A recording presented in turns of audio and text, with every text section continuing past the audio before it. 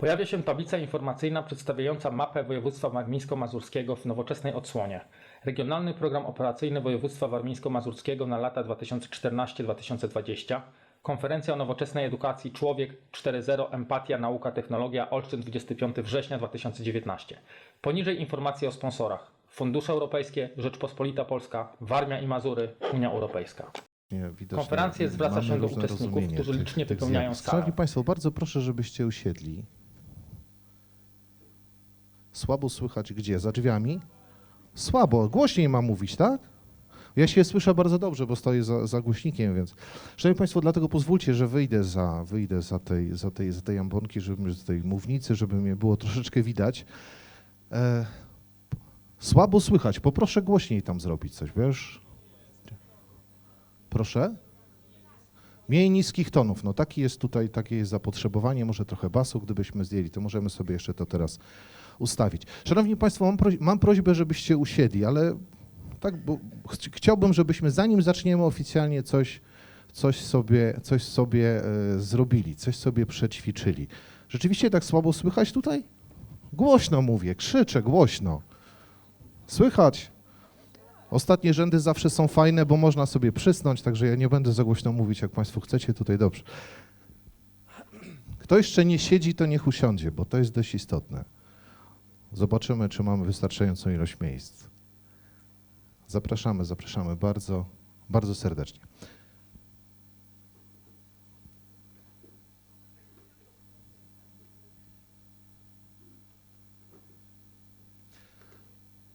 Szanowni Państwo, mam do Was prośbę. Chciałbym, żebyście na początku coś zrobili. Żebyście zamknęli oczy na chwilę. Nie bójcie się, nie mam tutaj ukrytych asystentów, którzy teraz przejdą i spenetrują Wasze torebki. Żebyście na chwilę zamknęli oczy, ale wszyscy. I żebyście pomyśleli o tym, w czym jesteście naprawdę dobrzy. Coś, w czym jesteście bardzo dobrzy w Waszym mniemaniu. Z otwartymi oczyma też można pomyśleć, ale z zamkniętymi łatwiej się przypominają pewne rzeczy.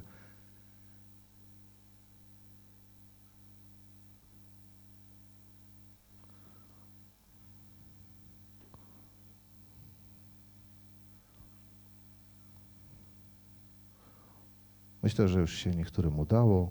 Jeszcze chwila. Pomyślcie o tym i tak sobie to rozwinьcie to w głowie. Tak? Pomyślcie o tym. To widzę, na wielu twarzach pojawiły się uśmiechy, więc są to raczej przyjemne rzeczy.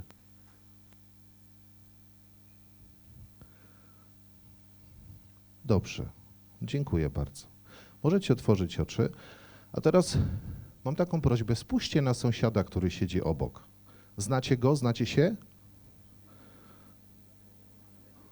To teraz mam prośbę. Przesiądźcie się tak, żebyście się nie znali. Szybciutko. Przesiadamy się. Wychodzimy ze strefy komfortu, przesiadamy się szybko, tak, żeby się nie znać. Panie marszałku, z tymi panami pan się na pewno zna. Proszę się przesiąść gdzieś. Tak, żeby się nie znać.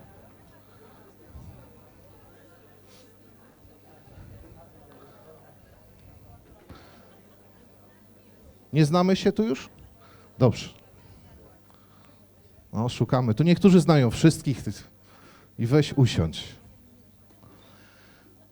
Dobrze, to teraz mam taką prośbę, żebyście tak spontanicznie dobrali się w pary. Tak jak ktoś siedzi na skraju, no to musi się obrócić w prawo, obrócić w lewo. Powstały pary? To teraz jest prośba. Powiedzcie sobie w jednym zdaniu. Jestem dobra w tym, w tym, tym. Jestem dobry w tym, tym, tym. Jednym zdaniem, bez rozwijania, jedno zdanie.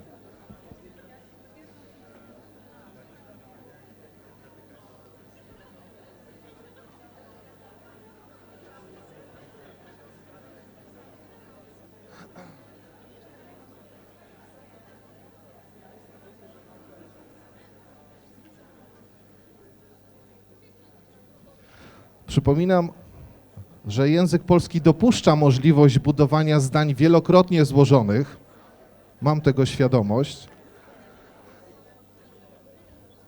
Dobrze, dziękuję. Mamy to, wiecie już trochę o sobie. Wiemy już, w czym tutaj siedzący obok jest dobry? Super. Czy siedzący obok wie, w czym pani jest dobra? Dobrze. To dobrze. To teraz mam prośbę, ponieważ żyjemy w takim, przeniesiemy się jeszcze na chwilę do takiego świata wirtualnego, ale w rzeczywistości. Ktoś z państwa ma coś takiego jak Facebook swój taki, albo przynajmniej obsługuje. Macie? Kto ma ręka do góry? Wyżej ręka do góry.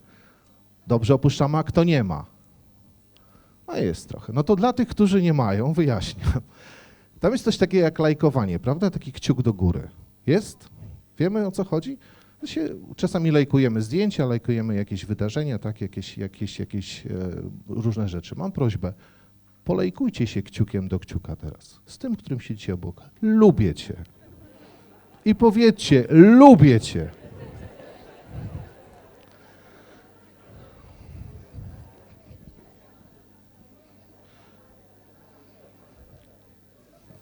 Dobrze. Szanowni Państwo, to teraz ja się przedstawię, nazywam się Radek Dąbrowski. Wydaje mi się, że jestem dobry w gadaniu, no przynajmniej z tego żyję. Tym zarabiam. Bardzo dziękuję za zaproszenie i za możliwość poprowadzenia dzisiejszej konferencji. Jeszcze nikt mnie nigdy nie migał. Naprawdę, to jest dla mnie duży zaszczyt. A teraz o otwarcie konferencji poświęconej Społeczeństwu 4.0 poproszę gospodarza dzisiejszego wydarzenia. I teraz nie wiem, a tam jest pana marszałka Gustawa Marka Brzezina. Zapraszam bardzo serdecznie.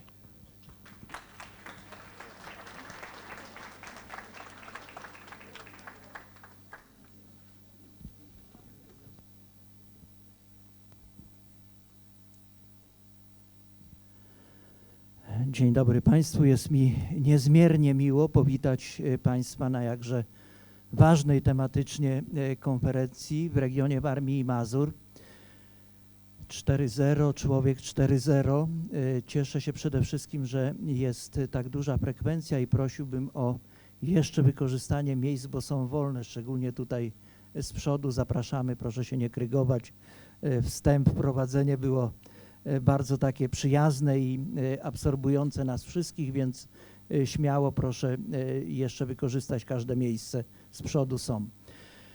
Proszę Państwa, faktycznie musimy zdążać po prostu z rzeczywistością, która nas otacza i dobrze, że podjęliśmy ten temat. Dziękuję tutaj takim sieciowym organizatorom, bo wiele i departamentowo, i instytucjonalnie osób jest zaangażowanych w tematykę tej konferencji, ale przede wszystkim dziękuję za Państwa obecność, za Państwa udział, bo tak naprawdę w dużej mierze Państwo będziecie tego człowieka 4.0 w jakiś sposób kształtować i tworzyć i już to czynicie, bo tak jak powiedziałem, jesteśmy w niedoczasie. To wszystko, co się wokół nas dzieje, przybiera tak ogromnego tempa, że śmiem twierdzić, tylko osoby i ludzie, którzy bardzo aktualnie, bardzo bieżąco są w tej materii zaawansowani i są w stanie ocenić stan rzeczy.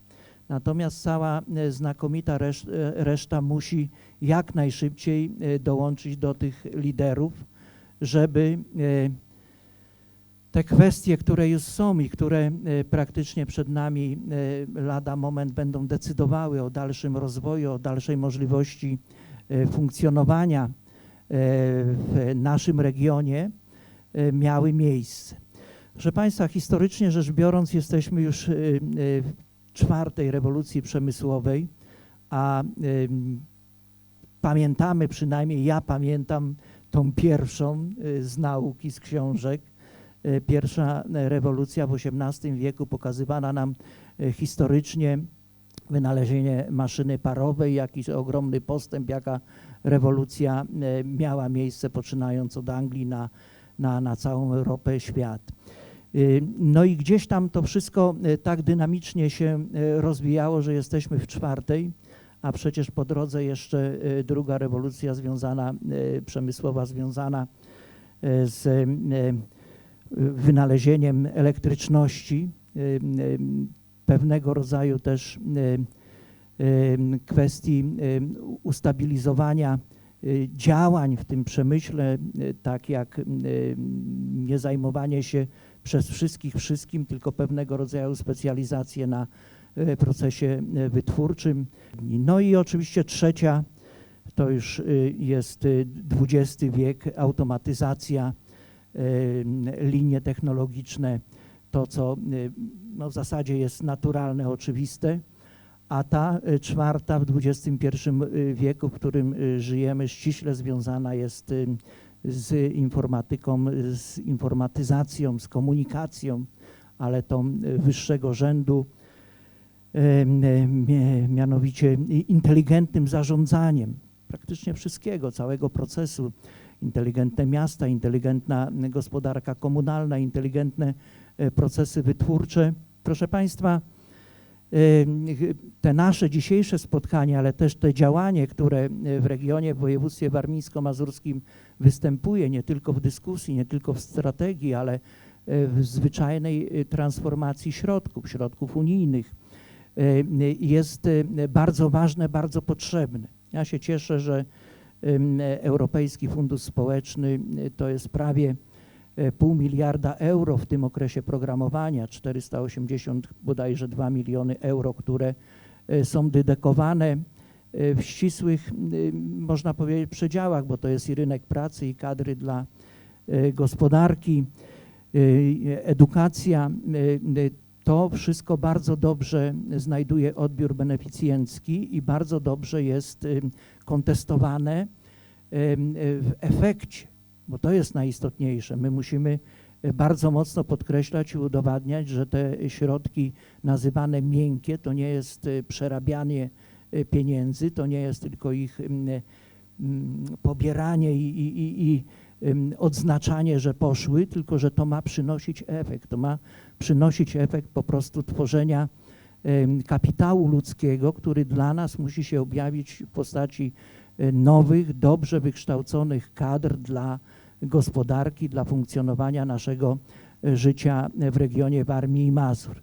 I Państwo jesteście na pierwszej linii praktycznie frontu tego działania, więc jeżeli Państwo tu jesteście, to możemy dobrze rokować na przyszłość, bo do każdego działania potrzebni są mistrzowie, przewodnicy, nauczyciele, tak jak to kiedyś bywało z zwykłą książką i literaturą, tak dzisiaj musi być z tym wysokim potencjałem i intelektualnym, technologicznym, tym informatycznym wprowadzone, bo od tego naprawdę zależy nasza przyszłość w regionie.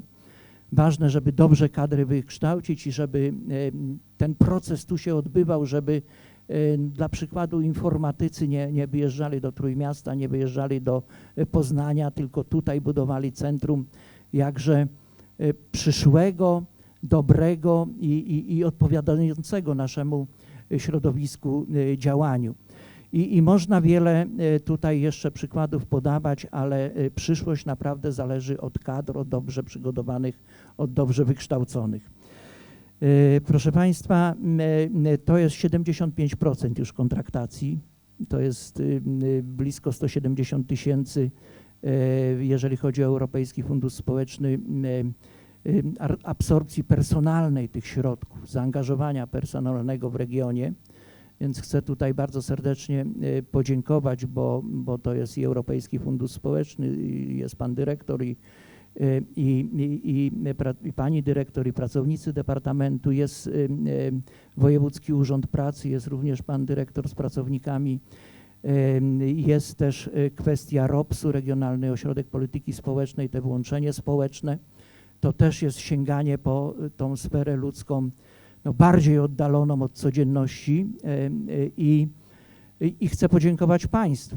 Państwo to jest ta jedna strona podaży, ale Państwo jesteście beneficjentami, samorządy, cała sfera oświaty, organizacje pozarządowe, no i sfera też gospodarcza, bo prawidłowo myślący menadżer, właściciel, dyrektor długofalowo patrząc na proces swojego funkcjonowania, musi zabezpieczać, myśleć o kadrach, czyli wykorzystywać również te kompetencje tak zwane miękkie, te środki, które są w podaży i jak najbardziej inwestować w kadrę, żeby widzieć przyszłość swojej firmy, a tym samym regionu Warmii i Mazur. Nie będzie firm, nie będzie działalności gospodarczej, nie będzie aktywności, to będzie nam naprawdę ciężko z miejsca ruszać w różnych momentach, w różnych dziedzinach naszego funkcjonowania.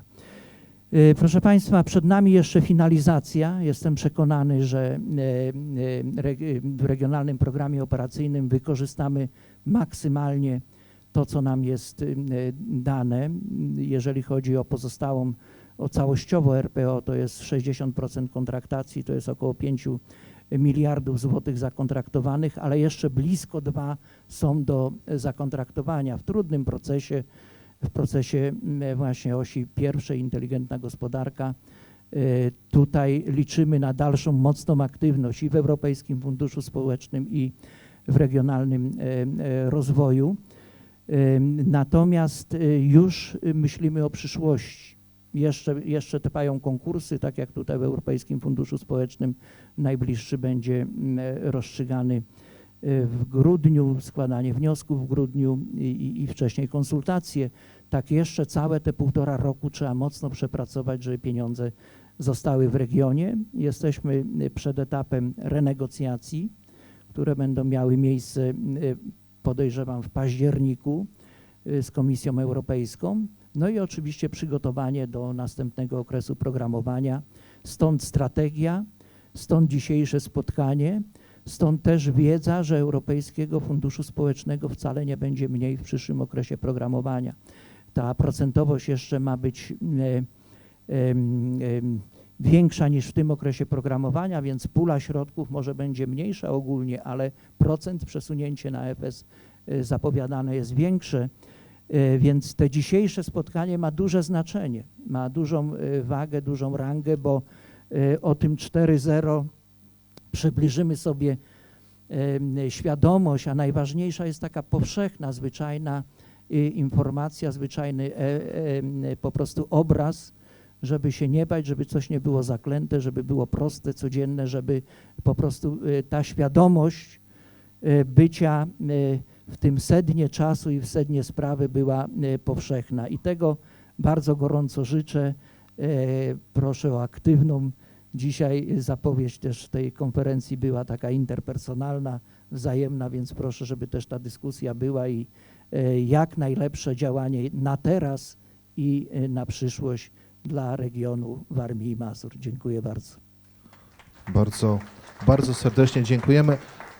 Szanowni Państwo, jak widzicie, zainteresowanie dzisiejszą problematyką i konferencją jest na tyle duże, że organizatorzy muszą dostawić jeszcze kilka krzesełek, ale bardzo Państwa zapraszam, zwłaszcza te osoby stojące tam z tyłu. Tu są jeszcze wolne miejsca, pojedyncze, ale są. Zapraszam Panie bardzo serdecznie, Panów również. Tu jeszcze można usiąść, a organizatorzy donoszą jeszcze krzesełka. Naprawdę, śmiało podchodźcie.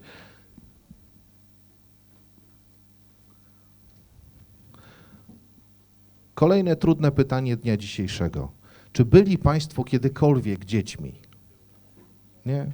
Wszyscy się od razu dorośli urodzili. Dobrze. Każdy z nas był dzieckiem. My mieliśmy to szczęście, przynajmniej większość z nas, że kiedy byliśmy tacy mali, to rodzice pytali nas, albo dziadkowie, albo ktoś bliski, a kim ty chcesz zostać? Kim ty będziesz, kiedy dorośniesz? Pamiętamy te pytania. Tam niektórzy wiedzieli od samego początku, niektórzy musieli coś zmyślać. Nawet jest taka piękna książka o tym, jak Wojtek chciał zostać strażakiem, prawda? Że niektórzy już naprawdę od takiego maleńkiego dziecka już wiedzą. Szanowni Państwo, dziś wielu z nas jest rodzicami. Moja córka urodziła się w 2007 roku i ja od jakiegoś czasu już jej nie pytam, kim ty chcesz zostać, bo okazuje się, że większość zawodów, które będzie wykonywała, czy ona bądź jej rówieśnicy, jeszcze nie istnieje. Jeszcze nie wiemy, jak te zawody będą wyglądać. Nie wiemy, co nasze dzieci będą robić. Dlatego super, że dzisiaj możemy się spotkać i że dzisiaj możemy zajrzeć trochę w przyszłość, że możemy może nie tyle powróżyć albo postawić horoskop na przyszłość, ale możemy dzięki specjalistom, którzy zostali zaproszeni, dowiedzieć się czegoś o tym, jak będzie wyglądało to społeczeństwo właśnie 4.0. Szanowni Państwo, jeszcze taka uwaga techniczna. Otóż poza tym, że jestem bardzo miły, sympatyczny, jak Państwo zauważyliście, to jestem też wredny i punktualny. To znaczy, zwłaszcza jeśli chodzi o innych. Więc pozwolę sobie teraz skierować taką informację do wszystkich, którzy będą tutaj występować, że w momencie, kiedy usłyszą taki dźwięk, to zostało im 180 sekund z mikrofonem. No musimy mieć jakąś tutaj taką dyscyplinę czasową. Szanowni Państwo, ja mam piękne biogramy każdego z dzisiejszych prelegentów, ale żeby nie zabierać im czasu, nie będę mówić o nich długo. Jest prośba, żeby też, kiedy podejdą, powiedzieli, w czym są dobrzy. Jednym zdaniem. Dobrze? Możemy się tak umówić? Czy jesteście Państwo gotowi na przyjęcie potężnej dawki wiedzy? Tak. Powtórzę pytanie. Czy jesteście Państwo gotowi na przyjęcie potężnej dawki wiedzy? To jeszcze raz. Czy jesteście Państwo gotowi na przyjęcie potężnej dawki wiedzy? Dobrze. Chcę was jeszcze pochwalić za jedno, że nie przesiadaliście się po tym ćwiczeniu, tak? Że macie nowych znajomych. Bardzo dobrze. Lubicie ich. Szanowni Państwo, kim jest człowiek przyszłości? Doktor habilitowany Piotr Mikiewicz, profesor Dolnośląskiej Szkoły Wyższej. Zapraszam bardzo serdecznie.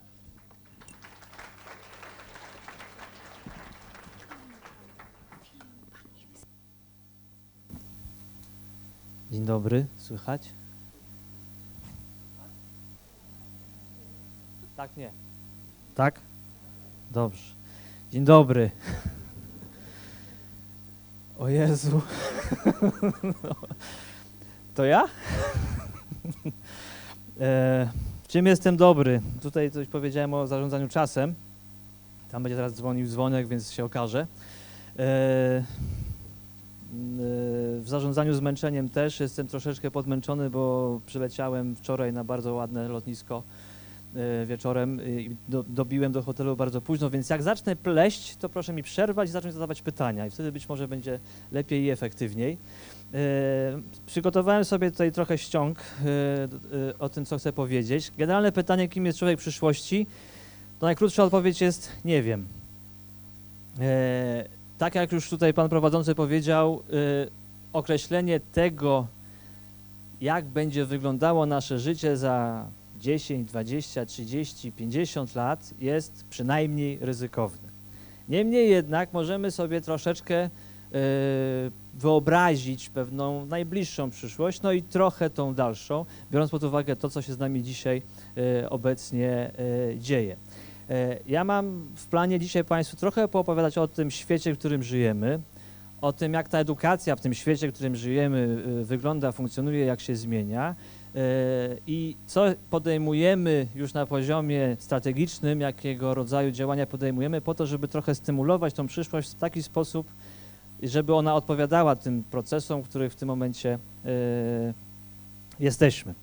Ale tu byłem poproszony, żeby trochę żartami tutaj Państwa też pobudzić, więc na początek taka trochę anegdotyczna, trochę przesadna opowieść o tym, co może nas czekać w przyszłości. Rok 2050, próbuje sobie Andrzej w sklepie kupić piwo.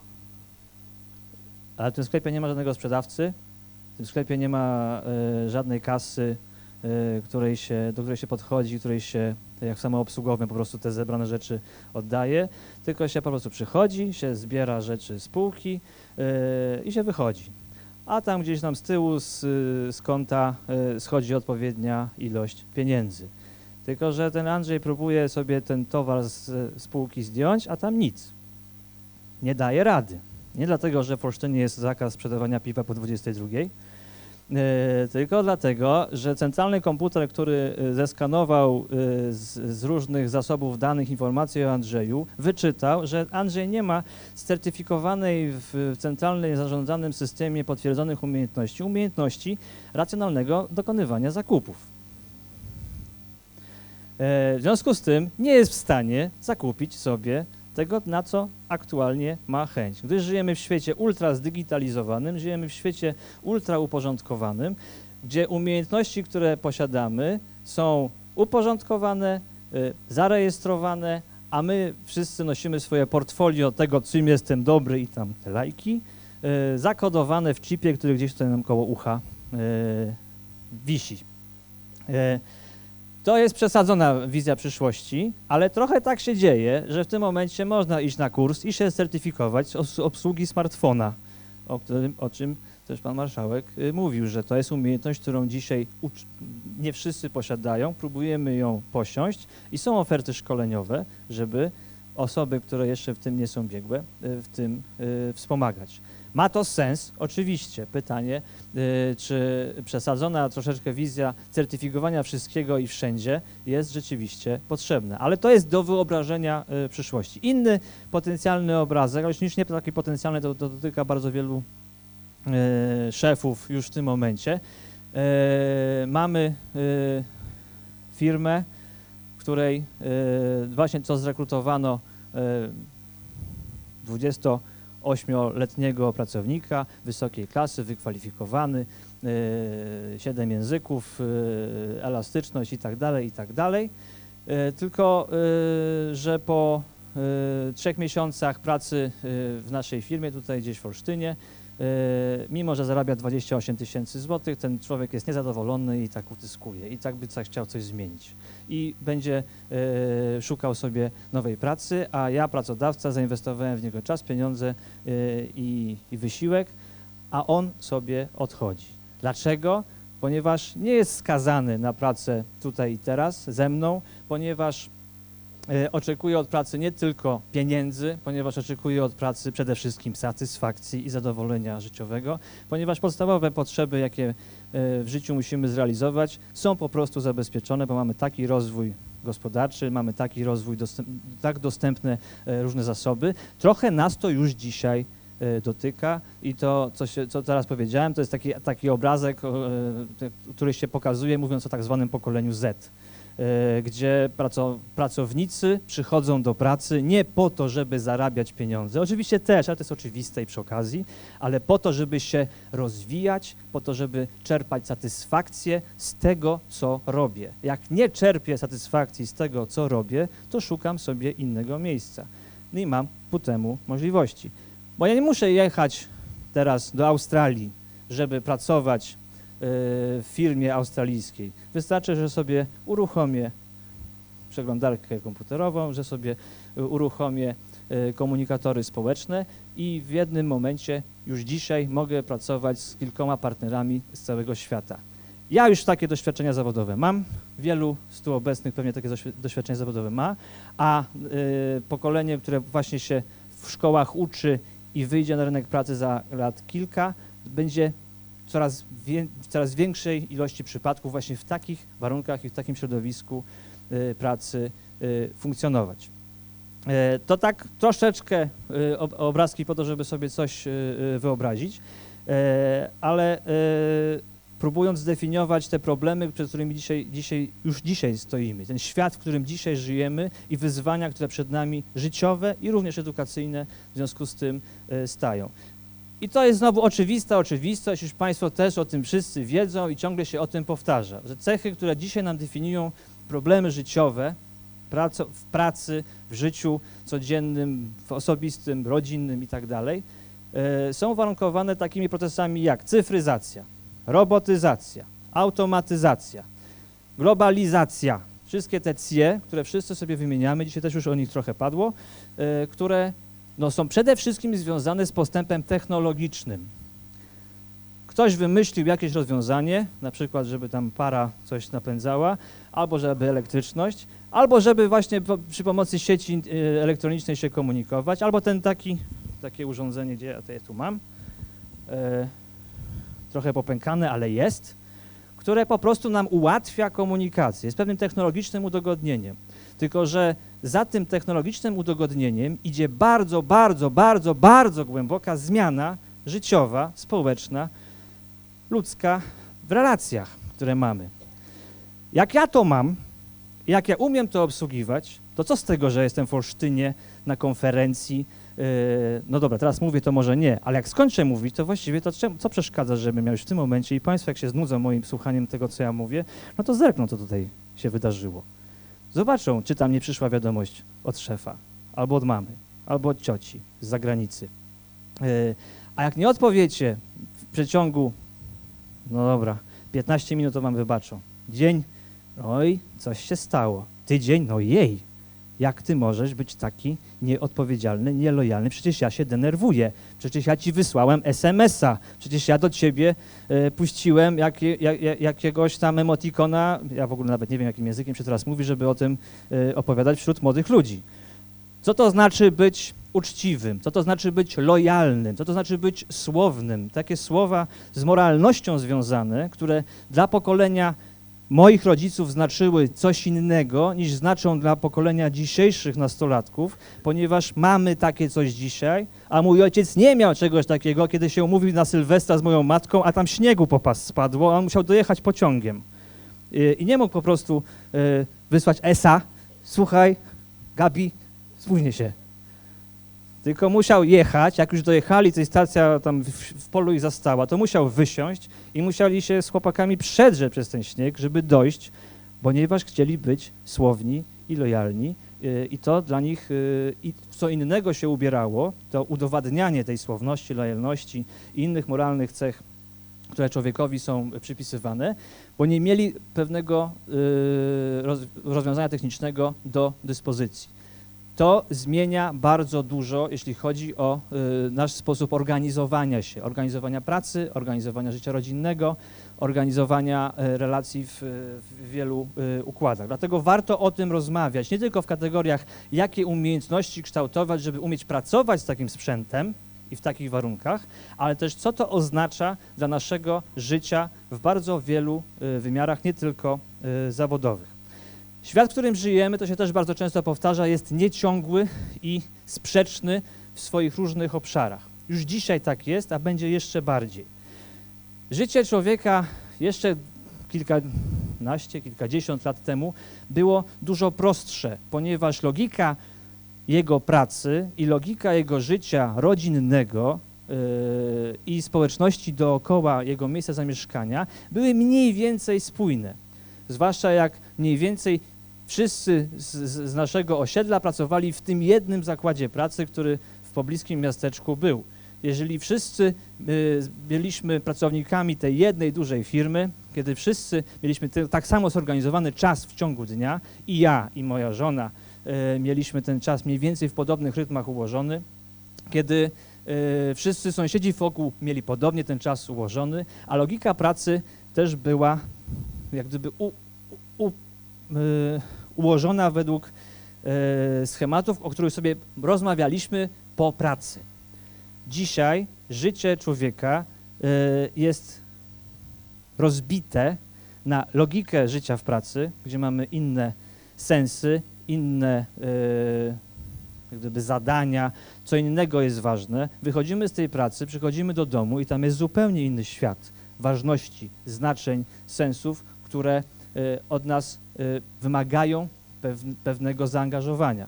W pracy najważniejsze na świecie jest to, czy dokumenty, o które pan marszałek poprosił, na czas trafiły na biurko i czy wszystkie pieczątki po drodze zostały tam nadane tak jak trzeba, czy dokumentacja, czy komunikacja i inne zadania, które tam zrobiliśmy, są ważne.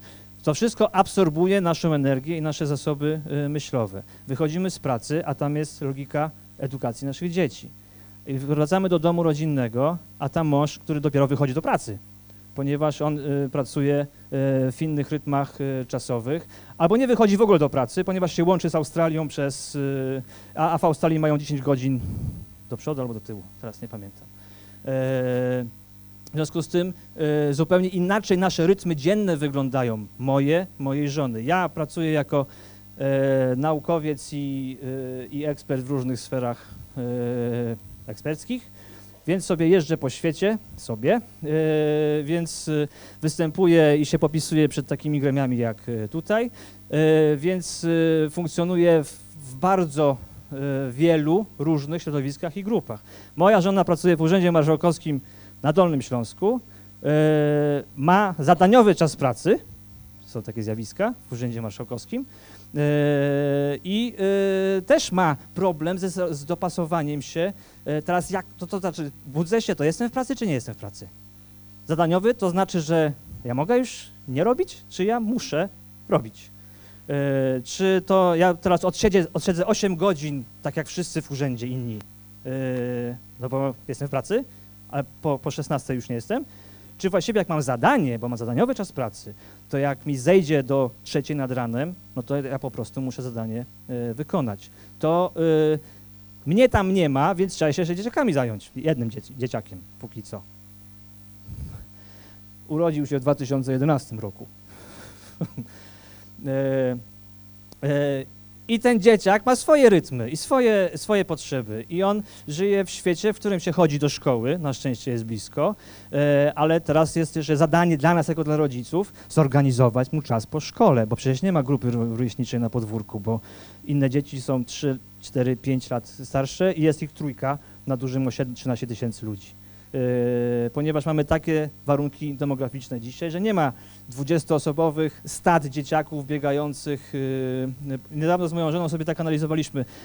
Ona mieszkała w swoim czasie w klatce schodowej, w której mniej więcej 30-osobowa grupa rówieśnicza się ukształtowała z dzieci sąsiadów.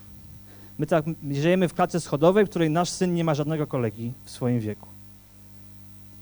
I to jest istotna różnica relacji i warunków społecznych, w których żyjemy. I teraz ja pracuję zawodowo tak jak teraz, w różnych układach. Moja żona pracuje zawodowo w pewnym układzie. Dziecko ma swoje potrzeby i swoją logikę wyznaczoną przez rytmy edukacyjne i musimy to wszystko skomponować po to, żeby to miało jakiś sens. A każdy obszar tej naszej aktywności, zawodowy, rodzinny, edukacyjny, jest wyznaczony inną logiką. To nie jest ta sama logika. W innym czasie się dzieje.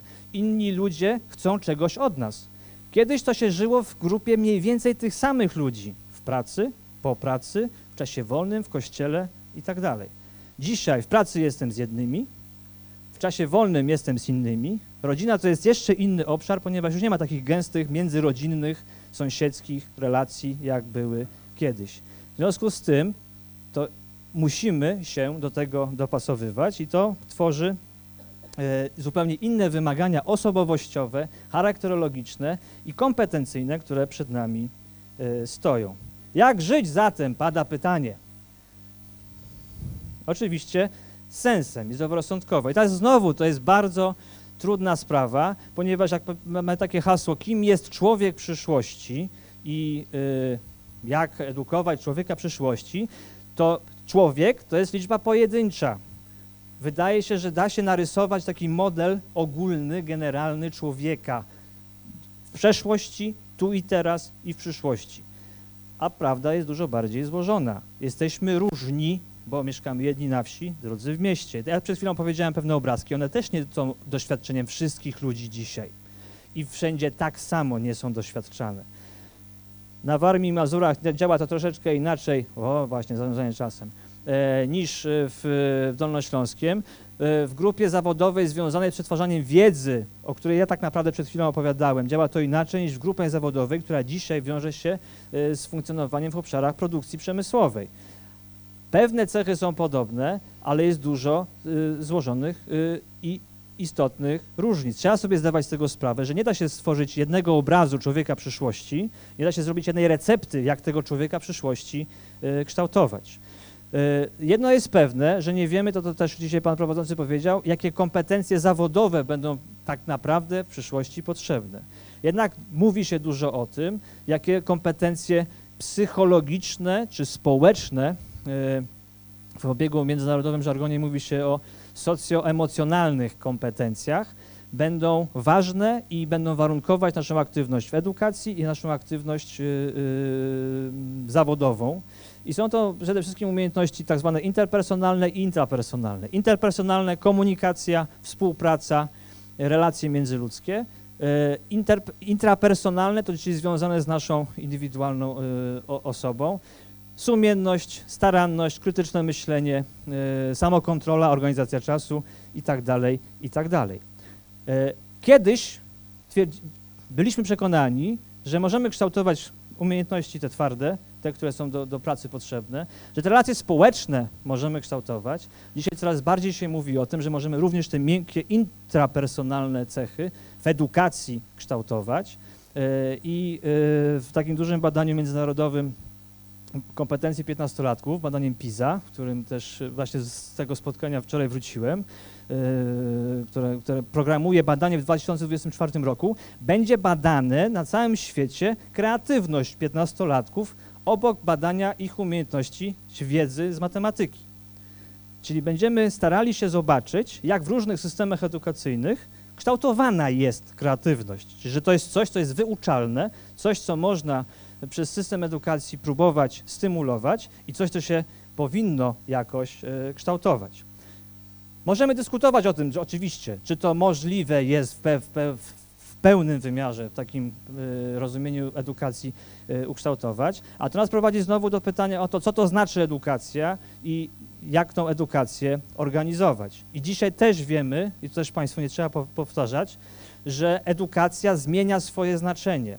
Słowo edukacja już nie oznacza tylko i nie przypisuje się tylko do okresu od powiedzmy wieku lat 7 do 18, kiedy jesteśmy wszyscy obowiązkiem szkolnym zobligowani do funkcjonowania w edukacji formalnej. Dzisiaj się mówi o lifelong i life-wide education, czyli całe życie się uczymy i nie tylko w szkole, ale w bardzo różnych formach i w bardzo różnych obszarach. Zaraz.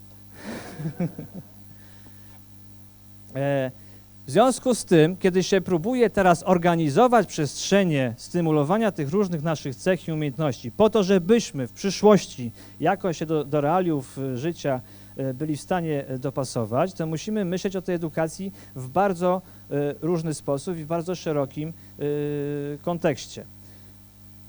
Wychodząc naprzeciw takiemu myśleniu edukacji, w Polsce podjęto pracę nad tak zwaną zintegrowaną strategią umiejętności. Wiem, że Państwo w dokumentach macie dokument, w materiałach swoich dokument pod tytułem Zintegrowana strategia umiejętności, część ogólna. Tam znajdziecie Państwo priorytety, które w Polsce zostały wyznaczone jako najważniejsze cele, które chcemy osiągnąć w tym obszarze. W tym momencie trwają prace nad zintegrowaną strategią umiejętności, część szczegółowa, w ramach której przygotowywane będą programy operacyjne, czyli takie pomysły na to, jak już konkretnie działać i w których obszarach konkretnie działać. Zachęcam do zapoznania się z tymi materiałami, zachęcam do śledzenia postępu prac w tym zakresie i zachęcam do zgłaszania swoich uwag do tego dokumentu, bo to będzie w konsultacjach publicznych w odpowiednim momencie i każdy z nas może zgłosić swoją uwagę w tym zakresie. A nasze doświadczenia w tym obszarze są bardzo różne i zebranie głosów z tych różnych obszarów doświadczenia jest bardzo ważne, bo ja mam swoją perspektywę na to, jak wygląda życie i jakie są kluczowe cechy. Państwo macie swoje wizje, swoje doświadczenia, swoje perspektywy i głos każdego tak naprawdę jest istotny, żeby w efekcie to była nasza wspólna strategia, a nie tylko czyjaś, jakiejś grupy ekspertów. Czasem zarządzam słabo, jak się okazuje. Dziękuję Państwu bardzo i zapraszam do dyskusji. Dziękujemy bardzo. Nie, wcale nie słabo, to ja jestem tym okrutnikiem ze stoperem. Dziękuję bardzo, ale bardzo mi się podobało, jak pan profesor powiedział to zaraz. To skojarzyło mi się, jak właśnie byłem tym dzieckiem, które jeszcze miało dzieciństwo bez smartfonów i graliśmy w piłkę i mama wołała i to jest zaraz. Takie rzeczy by się chciało chwilę pokopać, więc to jest normalne, to jest normalne. Szanowni Państwo, sporo pojawiło się słów o dzieciach, tak? O tej sferze dzieci w edukacji. Zobaczmy, co same dzieciaki o tym myślą.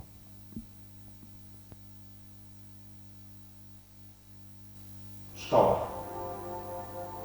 Nauka, Lekcje, zeszyty, książki. Nauka, nauczyciele, nauka, klasa. nauka. Męcząca czasami?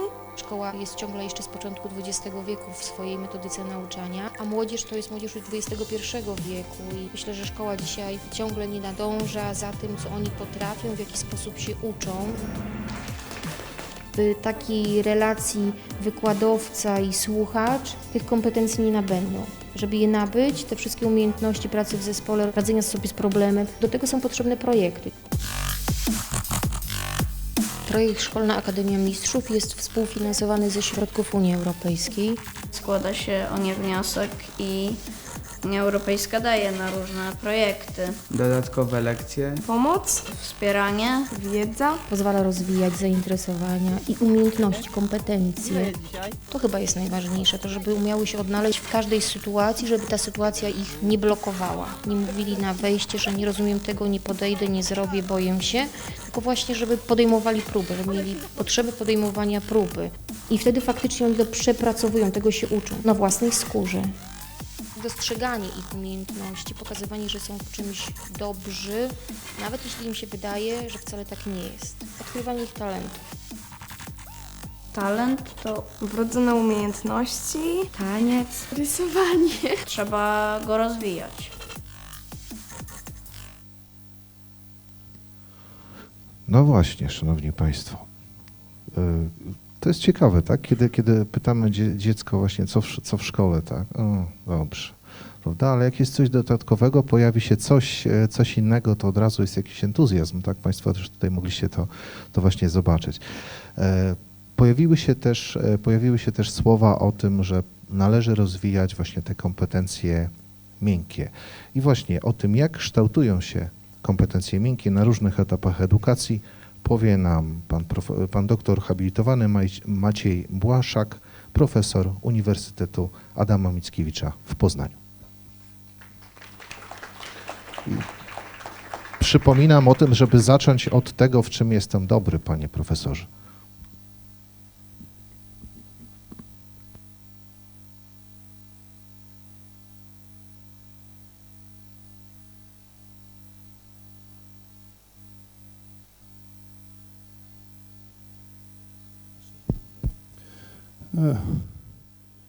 Mówiąc humorystycznie, z czego jestem dobry, no być może z robienia dzieci, bo mam 6.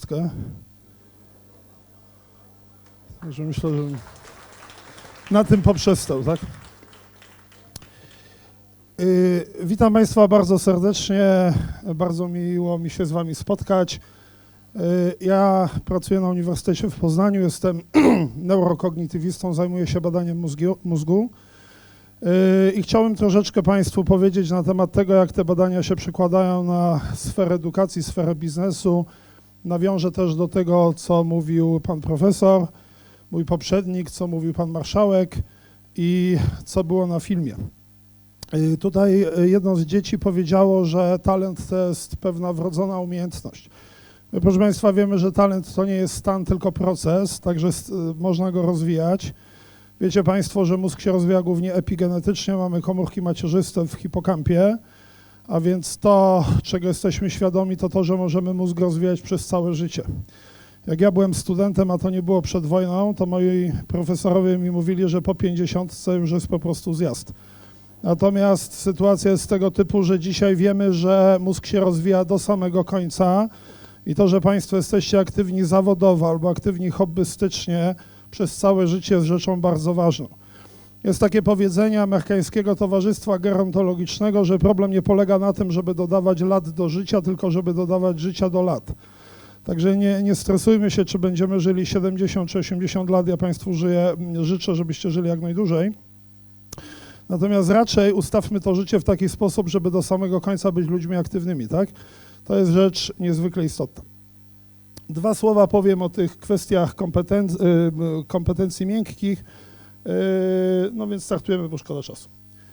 Proszę Państwa, udało nam się zrobić zdjęcie mózgu człowieka, który pracuje z pasją, pracuje kreatywnie, a więc to, czym mówił pan profesor, co charakteryzuje to pokolenie iGene po 95, tak, że oczywiście pieniądze są ważne, a za chwilę o tych pieniądzach jeszcze powiem, natomiast dla nich się liczy pasja, się liczy to, że temat jest ciekawy i tak dalej.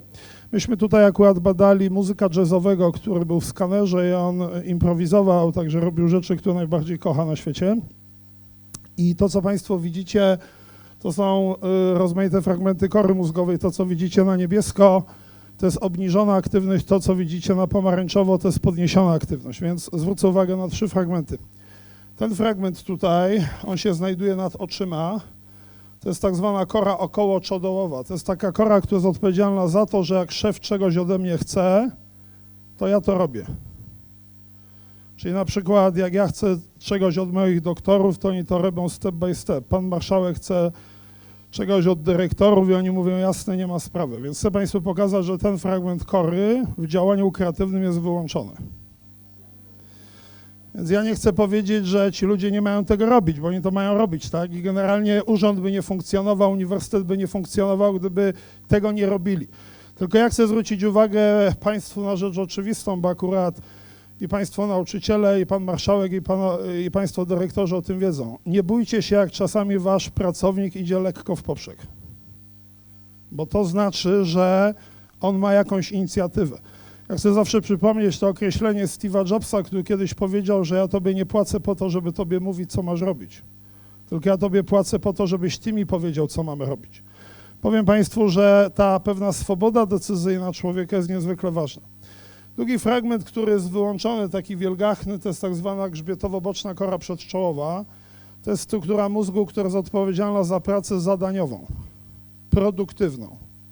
Realizujemy tak zwany target, słupki rosną i premia będzie. I to jest istota działania na przykład biznesu. Ci ludzie są bardzo dla tych firm przydatni, ale w tym stanie jest pewnego typu problem. Oni praktycznie nigdy nie są kreatywni. Oni działają w trybie rutynowym, oni przekładają klocki. Natomiast pewien fragment jest zaktywizowany. To jest najciekawszy fragment mózgu, nazywa się przyśrodkowa kora przedczołowa. On jest zlokalizowany na wysokości trzeciego hinduskiego oka, tutaj 3 cm w głąb. To jest fragment mózgu, który najbardziej różni mózg człowieka od szympansa, jest 300% powiększony. Zawiera specjalne komórki o bardzo długich wypustkach, neurony von Economo, które podejrzewamy o generowanie stanów świadomych i jest bardzo słabo usieciowiony, co oznacza, że tam prawdopodobnie jest najsilniejszy wpływ kultury na mózg człowieka. My podejrzewamy, że w tym fragmencie się kształtuje między 11 a 19 rokiem życia podmiotowość człowieka. Jeszcze o tym Państwu trochę powiem. Podmiotowość człowieka jest zbudowana głównie w oparciu o wartości grupy. Ja zawsze mówię, że podmiot to jest taki koń trojański, za pomocą którego grupa wprowadza wartości do mojego mózgu, a na końcu mi się wydaje, że ja sam je odkryłem. Wiecie Państwo, że nastolatkowie są bardzo nonkonformistycznie nastawieni. Mój syn, który ma w tej chwili 22 lata, jesteśmy w świetnych relacjach, świetnie się uczy, studiuje na Zachodzie. Jako nastolatek kiedyś mi powiedział takie zdanie, które bardzo lubię: tato, ty 50 lat przeleżałeś pod lodem, tak? Bardzo lubię to zdanie. Czyli zdaniem mego syna jestem obiektem muzealnym, który wyskoczył z gablotki, tak? Odkopali mnie na pustyni Gobi. Natomiast mój syn w tym wieku słuchał zespołu Nirvana, więc generalnie ubierał się tak, że wygląda jakby wylazł ze śmietnika. Nie muszę Ci mówić, że to wszystko bardzo dużo kosztowało, bo im gorzej wygląda, tym to jest droższe, to jest chyba jasne, tak? Natomiast poznał w tym wieku dziewczynę i następnego dnia poszedł do szkoły w garniturze, białej koszuli i w lakierkach, więc tylko mi nie tłumacz, że on miał własne poglądy na jakikolwiek temat, tak? A więc jest nieprawdopodobnie podatny na te elementy. Teraz jaki to ma związek ta pasja z Państwa praktyką od poniedziałku do piątku? Ja chcę Państwu przypomnieć, że pieniądze w życiu są bardzo ważne, ale pieniądze to jest zaledwie czynnik higieniczny. Czyli jak ktoś zarabia mało, to nienawidzi własnej roboty. A jak dostanie podwyżkę, to przestaje robotę nienawidzieć. Ale nie zaczyna jej kochać. A Państwo jako szefowie sobie czego sobie życzycie? Żeby Wasi pracownicy, ja nie żartuję, kochali robotę. Oni się muszą trochę z tą robotą utożsamiać.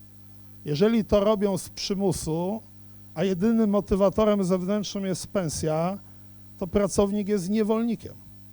I teraz pojawia się pytanie, jakie czynniki dodatkowe poza pieniędzmi muszą być dokoptowane, żeby pracownik kochał robić to, co robi. Więc nie wchodząc w detale, skąd to wiemy, są to 3 rzeczy. Po pierwsze relacje. Czy w Państwa miejscu pracy są dobre relacje? Mówicie na korytarzu wszystkim cześć? Mam nadzieję. Ale powiem Ci, że znam takie miejsca pracy, że jak Pan Tadziu wchodzi wejściem A, to Pan Boguś idzie wejściem B. Ja takie miejsca znam. To jest katastrofa. To jest katastrofa. Powiem Państwu, że mózg to jest jedyny organ ciała, który nie ma komórek bólowych, czyli nocyceptorów, więc jak Was boli głowa, to nigdy nie mózg, tylko opony. Natomiast mózg zbiera informacje o bólu z ciała i z otoczenia i przetwarza w jednym miejscu, które nazywa się przednia kora zakrętu obręczy. To jest miejsce lokalizacji bólu fizycznego i bólu społecznego. I teraz cofnijcie się myślami do czasów szkoły podstawowej, jak byłaś dziewczynką i byłeś chłopcem. Pamiętacie najbardziej bolesne wspomnienie z podstawówki? To był złamany palec, czyli ból fizyczny, czy to był ból społeczny, a więc odrzut przez grupę? Koledzy, pamiętacie lekcję od WF-u? Jak 2 najlepszych wybierało drużyny do piłki? I na końcu został gruby Wojtek? Także słuchajcie, ja wam powiem krótko. Jeżeli wy jesteście za cokolwiek odpowiedzialni w pracy, to za to, żeby wszyscy byli włączeni. Pamiętajcie, że słowo inclusive to jest pierwsze przykazanie w waszym dekalogu. Oni muszą być włączeni. Jak macie pracownika, który się nie utożsamia z waszym miejscem pracy, to popołudniami w internecie wysyła oferty roboty. Masz to gwarantowane. Tak? Sytuacja, że w poniedziałek przychodzicie do pracy i zespół miał spotkanie na grillu w sobotę, ale jakoś się tak złożyło, że o tobie zapomnieli, to jest dla ciebie katastrofa. Druga sprawa to jest, proszę Państwa, kontrola. Pamiętajcie Państwo, że wasz pracownik, nawet świeżo zatrudniony, musi mieć pewien wąski obszar samodzielności decyzyjnej. Czy po mnie widać, że badanie mózgu mnie podnieca? Widać. A wiecie, że ja przez 25 lat pracy na uniwersytecie jeszcze nigdy nie miałem szefa? Jak Maciej? No normalnie. Ja przychodzę do roboty i robię to, na co mam ochotę. Jestem co roku sprawdzany. Ale w życiu nie było sytuacji, że przychodzę w poniedziałek, przychodzi dziekan, daje mi karteczkę i mówi punkt 1, 2, 3, życzę miłego dnia. To ja o tym decyduję. Dlatego efekt jest taki, że pracuję też na wakacjach. I to nie dlatego, że jestem pracocholikiem, tylko dlatego, że ja się z tą robotą tożsamiam. I trzecia sprawa to jest, proszę Państwa, kompetencje. Tutaj będzie wystąpienie później o bardzo fajnym tytule, mianowicie przepływ. Otóż chcę Państwu powiedzieć, że jest prosty układ współrzędnych umiejętności wyzwania. Czyli mamy prostą macierz kwadratową 2×2. Jak umiejętności wyzwania są niskie, to mózg jest w stanie apatii. Ja uwielbiam, jak czasami lewym uchem słyszę, jak jeden student mówi do drugiego: słuchaj, mam super robotę, nic nie muszę robić. To jest super robota. Słuchaj, po 2 latach takiej super roboty z mózgu masz budyń waniliowy, tak?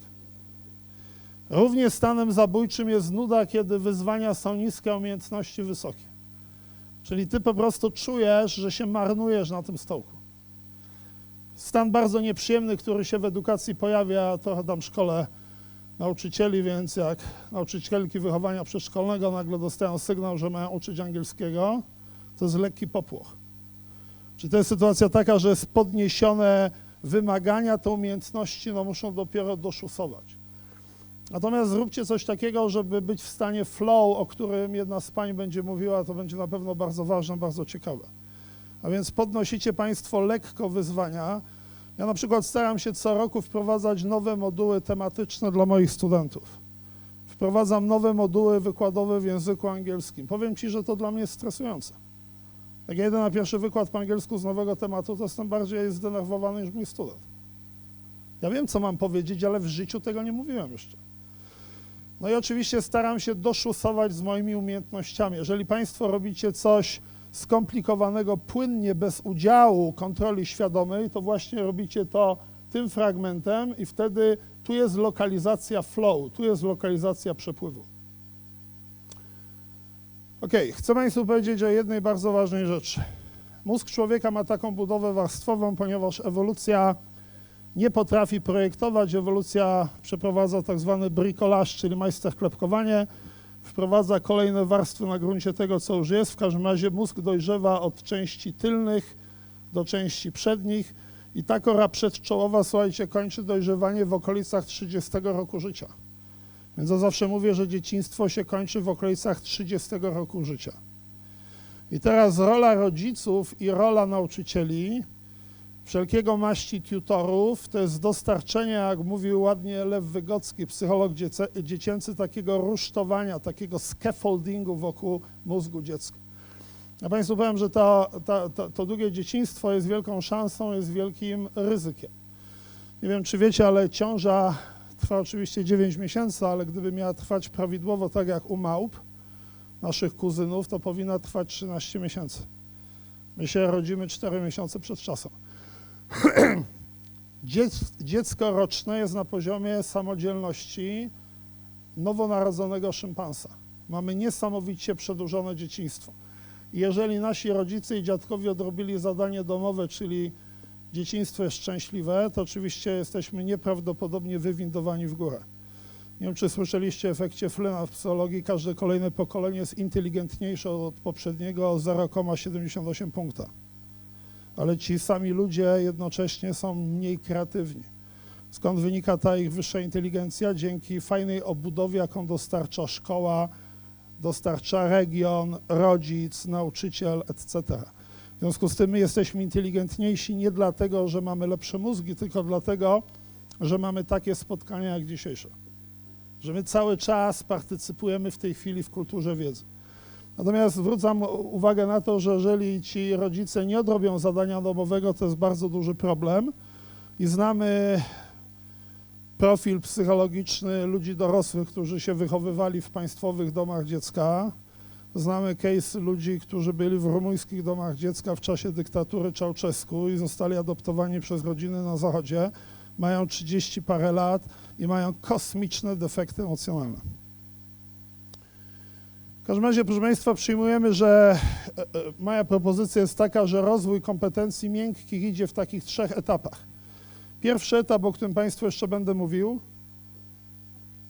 to jest etap przywiązania, czyli attachmentu. Czyli powiem Państwu, że nie możecie przesadzić z pozytywnymi emocjami. Im więcej dziecku małemu dajecie emocji, tym lepiej. Ten system taki wychowawczy, do którego my jesteśmy przyzwyczajeni, typu dziecko się rodzi, ma swój pokoik, to jest taki model amerykański, jest oczywiście całkowicie błędny. Małe dziecko powinno spać z rodzicami. Jak Państwo opowiadacie, że moje dziecko, małe dziecko po nocach płacze. Dziecko po nocach nie ma prawa płakać, chyba że ma problemy z kolką. Ono płacze, ponieważ jest skrajnie zestresowane, bo zostało wyeksportowane do łóżeczka. O tym jeszcze będę mówił. Druga sprawa niezwykle ważna, to jest tak zwane czytanie umysłów, czyli mind reading, które się w pełni rozwija w okolicach 4 roku życia. To jest bardzo ważna funkcja, ponieważ Państwa mózgi głównie pracują w trybie społecznym, a więc my jesteśmy bardzo dobrzy w tym, żeby się domyśleć, co inni myślą o nas. I ta funkcja jest w pełni rozwinięta, kiedy dziecko ma 4 lata. Wiecie, że dziecko potrafi po raz pierwszy kłamać, jak ma 4 lata? Wiecie, że dzieci 3-letnie nie potrafią kłamać? A co robią? Oszukują. Ale oszustwo to nie jest kłamstwo. Moja córa 3-letnia wchodziła do kuchni, chwytała banana, udawała, że banan to jest komórka i z wózkiem wokół dzwoniła do mamy. Czyli sobie ze mnie robiła centralnie jaja, ale to nie jest kłamstwo. Kłamstwo wymaga wyrafinowania, którego 3-latek nie ma. Mamy taki specjalny test, nazywa się test na fałszywość przekonań, false belief task. Proszę posłuchać. Jestem w pokoju z 2 chłopcami lat 3. Jaś i Krzyś. Krzyś chowa autko do puszki, wychodzi, bo go mama woła. Ja mówię do Jasia, słuchaj Jasiu, jest taki temat. Krzysiu schował auto do puchy, proponuję wyjąć i włożyć pod dywan, co ty na to? No więc oczywiście Jasiu jest cały excited i autko ląduje pod dywanem. W tym momencie słyszymy, jak właściciel imieniem Krzysio wraca. Ja mówię do Jasia, słuchaj Jasiu, Krzysiu wraca, będzie szukał autka. Powiedz mi chłopie, gdzie będzie szukał. A 3-latek mówi, pod dywanem. Proszę, czy polega dramat 3-latka? Że jak on zobaczył, że auto się przemieściło z puchy pod dywan, to myśli, że się przemieściło w głowach wszystkich ludzi, nawet tych, którzy tego nie widzieli. Bawiliście się kiedyś z 3-latkiem wchowanego, jak mu zasłonka sięga dotąd, on krzyczy szukaj? Albo idzie tak, żeby go mama nie widziała? Także super sprawa. Więc ja Państwu powiem, że my nie tolerujemy kłamstwa. Ja zawsze mówię, że jak mąż okłamuje żonę, to facet jest do zaorania, ale trzeba jedno mu oddać, no, że jest bystry, tak? Ma przynajmniej 4 lata, tak? Jak miał mniej, to by nie dał rady. Że jest jego główne osiągnięcie, tak? Okej. I trzecia rzecz, o której Państwu mówiłem, to ta podmiotowość, jeszcze o tym powiemy sobie. Słuchajcie, to, co chcę Wam teraz pokazać, to jest kwestia krytyczna. Jak czasami słyszycie wykład o mózgu, gdzie są neuroprzekaźniki, dopamina, oksytocyna i tak dalej, są komórki, to jest fajowa wiedza, ale sprzed pół wieku. Najnowsza wiedza to są sieci. My mamy w tej chwili taki sprzęt, że jak ja bym Państwa zaprosił do labu, to uwierz mi, dowiem się, co o mnie myślisz, ale to dość dokładnie. I teraz układ jest taki, że ten sprzęt, który bada przepływową aktywność mózgu, pozwala nam wyróżnić takie 3 globalne sieci. Ta pierwsza sieć jest krytyczna, nazywa się, proszę Państwa, siecią istotności, Salience Network. To jest sieć, która nic innego nie robi, tylko sprawdza, czy jest bezpiecznie. Ale proszę mnie teraz posłuchać. Jak ja mówię o bezpieczeństwie, to nie mam na myśli przechodzenia przez jezdnię na pasach, tylko mam na myśli bezpieczeństwo społeczne. I proszę zobaczcie na te 2 strzałki. Jeżeli nie zostanie klepnięte, że mózg, że całe ciało, że moja sytuacja jest w stanie bezpieczeństwa społecznego, to nie włączy się żadna kolejna sieć. Czyli sieć górna jest warunkiem podłączenia dolnych. Jeżeli górna nie klepnie, że jest bezpiecznie, to jest katastrofa. Co ja mam na myśli, kiedy mówię o bezpieczeństwie społecznym? Ja posyłam moje dzieci do takiej szkoły, do przedszkola bardzo znanego w Poznaniu. Pani dyrektor jest nauczycielem roku w całej Polsce, Marzena Kędra, bardzo znana postać. Szkoła nazywa się Kogito i przedszkole i tam jest alternatywna pedagogika Celestyna Freneta. I w tym bardzo ekskluzywnym przedszkolu moja córa miała kolegę lat 5, który się zachowywał tak skandalicznie, że ani psycholog, ani pedagog szkolny sobie nie dawali rady, musieli do chłopaczka lat 5 ściągnąć psychiatrę dziecięcego. I wszyscy się zastanawiali, skąd taki poziom agresji u tego dziecka. Po czym pewnego pięknego dnia ja odkrywałem w szatni, jak odbierałem córkę, że tego chłopaczka odbiera 3 ojców. Więc słuchajcie, w wieku 50 lat straciłem dziewictwo. A cały czas myślałem, że można mieć jednego. Ok? Wiecie, że za chwilę Wam tą pierwszą sieć rozrysuję i podam Ci kolejny przykład? Podchodzi do mnie matka, która ma dziecko w gimnazjum i się pyta, co mam zrobić, żeby dziecko zmotywować do pracy w szkole. A ja jej się pytam, a co u Pani słychać? Ona mówi, ale ja rozmawiam o szkole, a ja mówię, a ja rozmawiam o tacie. Gdzie jest tata? Bo do szkoły to my za chwilę dojdziemy. Także uczulam na to. Znaczy ja zawsze mówię, że jak się pojawiają dzieci, to się żarty kończą. Znaczy my żartujemy do momentu, jak nie mam dzieci. Jak są dzieci, to się żarty skończyły. Bo jak ktoś nie odrobi zadania domowego, temat się będzie odbijał 70 lat później. I teraz chcę Państwu pokazać, jak wygląda ta sieć. Poza tymi 5 zmysłami, które Państwo znacie, jest wiele zmysłów, których Państwo nie znacie, ale nie musicie w tej chwili znać. Jest taki zmysł, który nazywa się interocepcja. On nic innego nie robi, tylko sprawdza, czy jest bezpiecznie. Ja za chwilę powiem, co oznacza, czy sprawdza, czy jest bezpiecznie. Oplata wszystkie komórki ciała i wysyła sygnał do pnia mózgu, do szyi. Taki sygnał pod tytułem, czy jest bezpiecznie. I teraz od razu powiem, co to oznacza, czy jest bezpiecznie. Ta interocepcja sprawdza równowagę energetyczną ciała. Równowagę energetyczną ciała. To jest tak zwany czynnik proksymalny, czyli bliższy. Natomiast za tym czynnikiem proksymalnym się kryje zawsze czynnik dystalny, czyli dalszy. Kiedy najczęściej równowaga jest zaburzona? Kiedy Państwo najczęściej wstajecie lewą nogą? Kiedy jesteś kompletnie nie w sosie? Kiedy zaczyna Ci się lekko nie układać z innymi. Jak mnie zawsze pracownik albo student na pytanie moje, co Ciebie stresuje, mówi studia albo praca, to ja odpowiadam, Ty mnie po prostu nie rozśmieszaj. Ciebie stresują zaburzone relacje z osobami najważniejszymi. To jest krytyczna kwestia. No i teraz chcę wam powiedzieć, że jak sygnał idzie do pnia mózgu, to jest podział na takie dwa szlaki. Tu jest szlak bardzo szybki, który prowadzi do układu nerwowego sterującego stresem, to jest układ autonomiczny, a na dole to jest taki szlak wolny, który jest szlakiem, proszę Państwa, oceniająco-motywującym. Znaczy, za chwilę cofnę i wam pokażę, że te dwie chmurki na dole to są tylna i przednia część tak zwanej kory wyspy. To, co tutaj widzicie, to jest kora wyspy. W tej chwili ona jest bardzo intensywnie badana, ponieważ udało się odkryć, że kora wyspy to jest jedyne miejsce, które generuje uczucia. Uczucia to są świadome stany, które informują ciebie o bezpieczeństwie twojego ciała. Zaraz bym chciał, żeby pani po moim wykładzie nigdy do męża nie mówiła, moje serce należy do ciebie, bo to zdanie kompletnie bez sensu.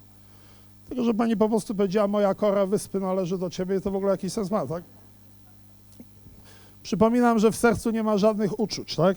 To był oczywiście kiepski żart, nadal będzie ikonka serca, ale jak ja bym wam polem magnetycznym wyłączył tą sieć, to wy nie będziecie nic odczuwali, będziecie emotionally flat.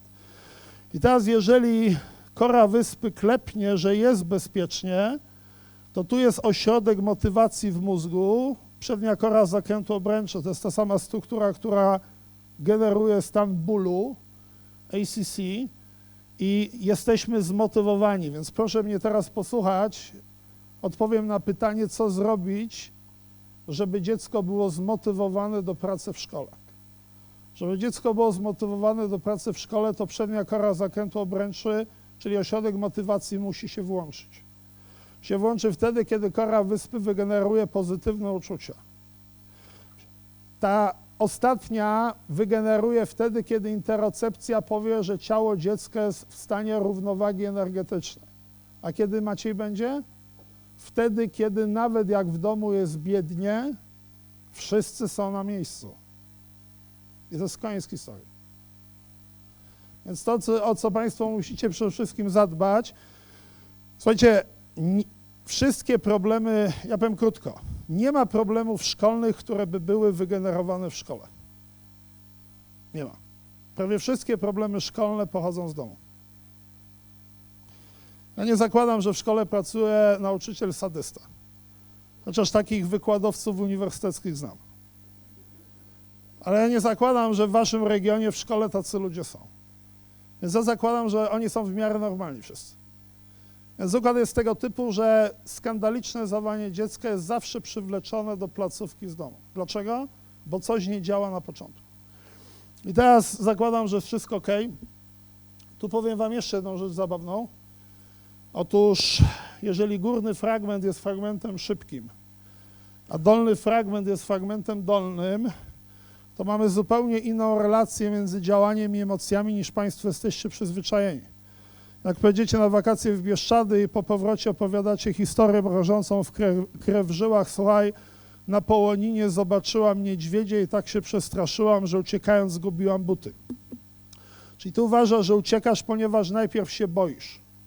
A teraz popatrzcie Państwo na ten schemat.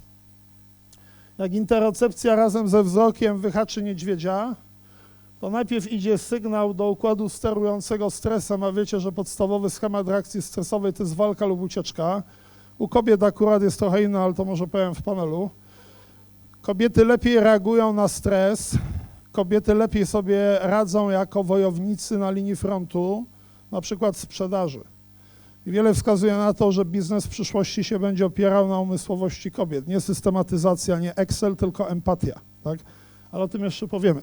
W każdym razie chcę pokazać jedną rzecz, że najpierw zaczynam przebierać nogami, zaczynam uciekać i dopiero później włączają się emocje. Czyli proszę uważać, to nie jest tak, że uciekasz, ponieważ się boisz, tylko jest tak, że boisz się, ponieważ zaczęłaś uciekać albo atakować, albo znieruchomiałaś. Jak ktoś z was skończył psychologię, to wiecie, że jest teoria emocji Jamesa sprzed 100 lat, który powiedział, że emocja to nie jest reakcja na świat, czyli na niedźwiedzia, tylko reakcja na ciało, czyli na ucieczkę. I powiem wam, że dopiero dzisiaj, badając mózg, odkryliśmy, że James miał genialną intuicję. Tak? Czy to ma jakieś praktyczne zastosowanie? Czy Państwo wiecie, że jak ja wasze ciało wprowadzę w pewną akcję, to z góry wiemy, jakie będzie na końcu samopoczucie?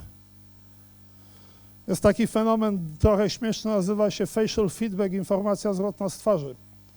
Jak włożę pisak między zęby, taki mam wyraz twarzy, poza tym, że idiotyczny, mam taki, jakbym usłyszał świetny dowcip.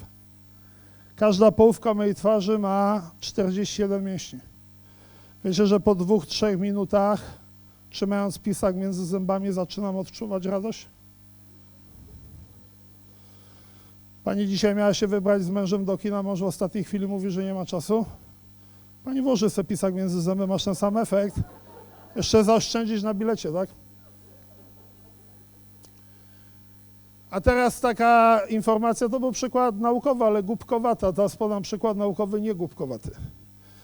Otóż pan marszałek trochę ten temat poruszył. Proszę Państwa, mój temat główny badawczy, jakim ja się zajmuję, który dzisiaj nie wypłynie, to jest taki temat, jak zaprojektować miasto, żeby mózg mieszkańca się dobrze w nim czuł. I powiem Państwu, że my w tej chwili potrafimy tak zbudować przestrzeń, że z góry wiemy, jak się będzie czuł człowiek, który w tej przestrzeni przebywa. Podam Wam taki pierwszy przykład z brzegu. Jest taki słynny pomnik w Berlinie Petera Eisenmana, pomnik ofiar Holokaustu. Pewnie kojarzycie. Na powierzchni 20 000 metrów kwadratowych są takie czarne betonowe bloki. Jak patrzysz na ten pomnik z zewnątrz, nie robi większego wrażenia od szachownica. Efekt pomnika się pojawia, jak wchodzisz do środka. Tam są takie alejki 95 cm, więc jak pani przyjechała razem z mężem, to w dwójkę się nie zmieścicie, musicie się rozdzielić. Roaming wyłączony, po kilku minutach chodzenia wewnątrz zaczynasz odczuwać bardzo nieprzyjemne stany. Dezorientację, osamotnienia. Mówię krótko, wychodząc z pomnika się czujesz gorzej niż na wejściu. I o to chodzi. Pomnik jest tak zaprojektowany, żeby czuć to, co czuli Żydzi w 1944. Ale powiem wam, że ten pomnik jest ultrainteligentny, bo jak jedziecie do obozu w Auschwitz, to tam jest muzeum, po wizycie którego każdy normalny człowiek przez 3 dni jest chory. On nie może do siebie dojść. Jak jeszcze mam 6 dzieci i widzę buciki, to mnie potem reanimują przez tydzień. Ale to jest w gruncie rzeczy dość prosta forma przekazu. Zszokuje ciebie i zobaczysz, jaki będzie efekt. A w tym Berlinie nikt nikogo nie szokuje. Tam po prostu masz chodzić. I jest uruchomiona taka akcja ze strony działania, że z góry wiemy, jakie będzie samopoczucie. I teraz coś Państwu powiem ciekawego. Otóż zakładam, że jest bezpiecznie i włączają się 2 kolejne sieci. Ta sieć, którą macie po prawej stronie, to jest sieć, która dominuje w Państwa pracy od poniedziałku do piątku. To jest właśnie sieć wykonawcza, gdzie włączona jest ta kora, którą pokazałem na pierwszym zdjęciu, ona tam była wyłączona, to jest ta praca zadaniowa.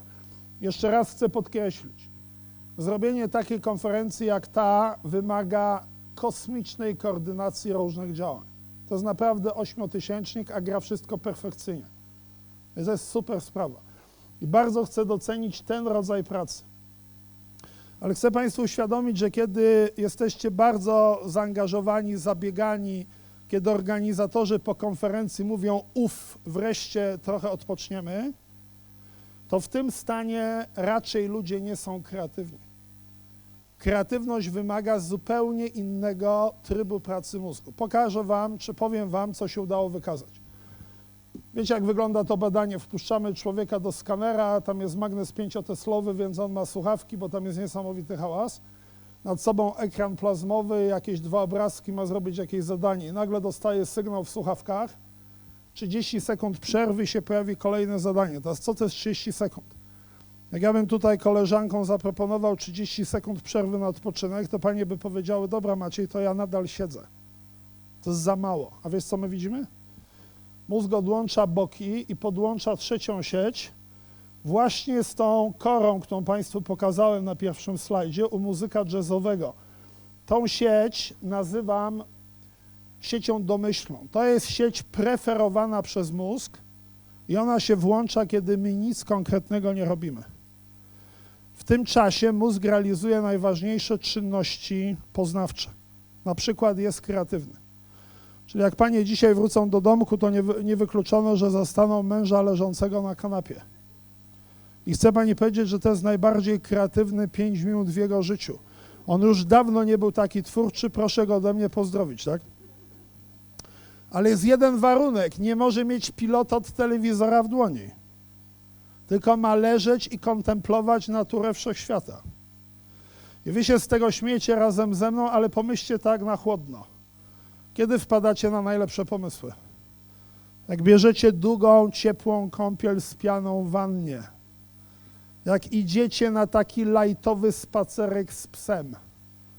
Wiecie, że jakbym was zaprosił do mojego gabinetu na uniwersytecie, to często możecie mnie zastać, jak siedzę w fotelu, patrzę w okno i mam lekko błędny wyraz twarzy. I to jest jedyny moment, kiedy ja w ogóle próbuję coś wymyśleć. To jest bardzo ważna rzecz.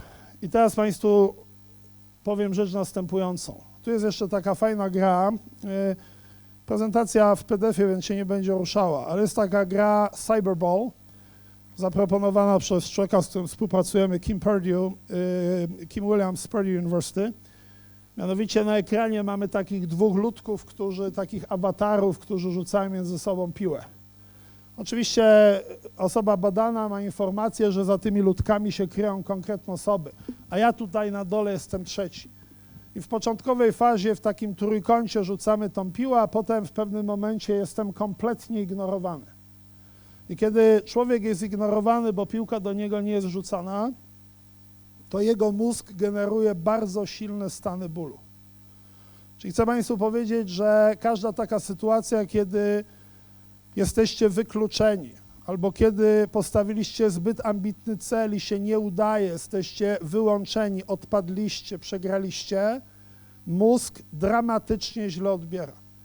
Powiem Wam, że dzisiaj już wiemy z perspektywy badań, że najgorszym stanem dla nas w przyszłości to jest stan, który nazywamy samotnością. Jak prezydent miasta czy pan marszałek organizuje wigilię dla osób samotnych, to jest to bardzo szlachetny gest, nie ma nic lepszego. Ale powiem Ci prywatnie, że jak ktoś już na tą wigilię musi iść, to jest źle. Jak nie masz człowieka, z kim możesz spędzić tego czasu, jest bardzo źle. Więc ja chcę pokazać, że mamy silną potrzebę przynależności.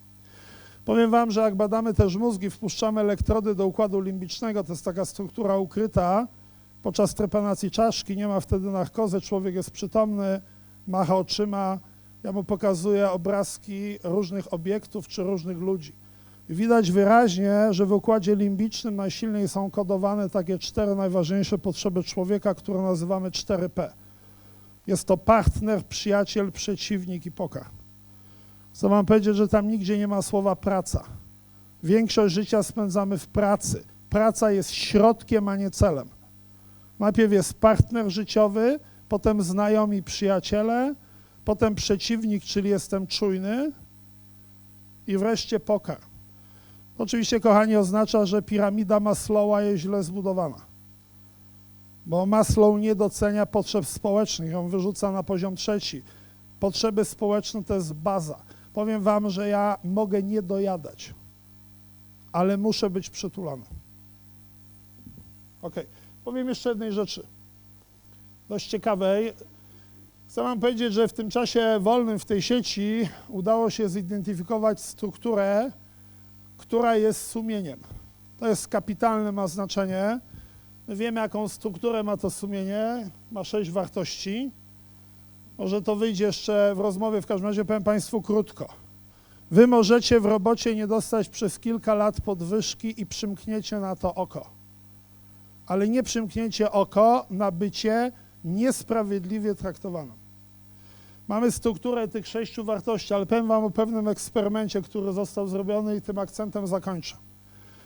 Słuchajcie, klasyczna ekonomia, którą Państwo mieli na studiach, zakłada, że my nie kradniemy, nie oszukujemy tylko dlatego, że boimy się wymiaru sprawiedliwości. Według klasycznej ekonomii nie ma żadnego wewnętrznego hamulca. Dlatego na przykład siostra i ja byśmy powiedzieli, człowiek musi dostać odpowiedni trening etyczny. On musi być wyprowadzony do pionu, bo wewnątrz nie ma nic, co sprawia, że w gruncie rzeczy w tym pionie stoi. Identyfikacja sumienia w mózgu pokazuje, że my się zachowujemy inaczej niż przewiduje ekonomia. Powiem Wam o krótkim eksperymencie. Studenci mieli zrobić 20 macierzy w ciągu 5 minut. Eksperyment robiliśmy w Stanach. Wypłata za macierz była 50 centów, więc oni mogli w ciągu 5 minut zarobić $10, gdyby zrobili wszystko. I wiesz, ile robili macierzy? Robili 4 macierze, czyli dostawali wypłatę na poziomie $2. I potem była druga grupa studentów, która robiła to samo, ale na końcu była poproszona, żeby te arkusze egzaminacyjne wrzucić do niszczarki, podejść i powiedzieć, jak im poszło. Przecież jak ja ich proszę, żeby oni to zniszczyli, a macierzy było 20, to wiadomo, że ekonomia powie, że powiedzą 20.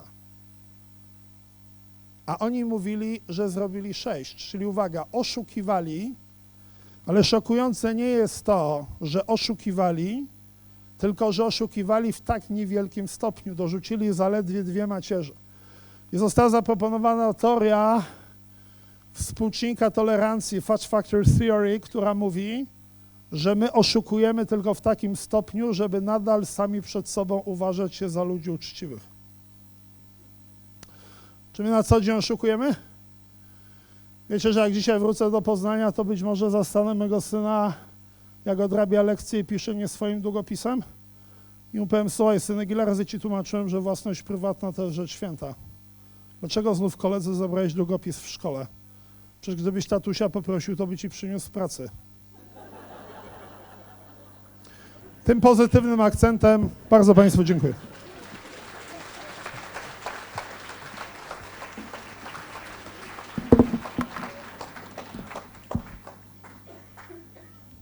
Szanowni Państwo, ja mam takie odczucie, że Pan Profesor jest dobry nie tylko w robieniu dzieci. I myślę, że jest w Polsce wiele klubów, które biłyby się o takiego stand-upera, naprawdę. A jeszcze gdyby za tym szła taka potężna dawka wiedzy, ogromny szacunek, bardzo serdecznie dziękujemy i myślę, że jeszcze raz zasłużone brawa.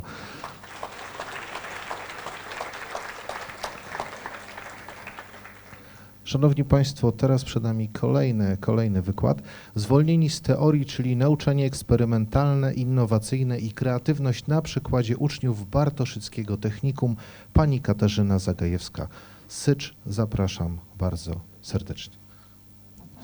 I przypominam, żeby powiedzieć, dobra, jestem w. Dzień dobry. Ja Dzień mam dobry. bardzo trudne zadanie, proszę Państwa, po tych wystąpieniach i prelekcjach. Właściwie nie wiem, od czego zacząć. Kiedy zamknęłam oczy, na początku pomyślałam, że jestem dobra w mówieniu, ale to właściwie pomyślałam po to, żeby siebie podbudować przed tą dzisiejszą prelekcją. No i teraz po wystąpieniach panów szanownych właściwie nie mam szans i nie wiem, czy nie powinnam zostać z długopisem w zębach. Jeśli chodzi o dzieci, to też mam tylko 2, no ale tu jest jeszcze nadzieja, proszę Państwa. Pana Radka nie przebiję w rozmowach, ale boję się bardzo o ten dzwoneczek pański, więc 15 minut sprężam się i już mówię.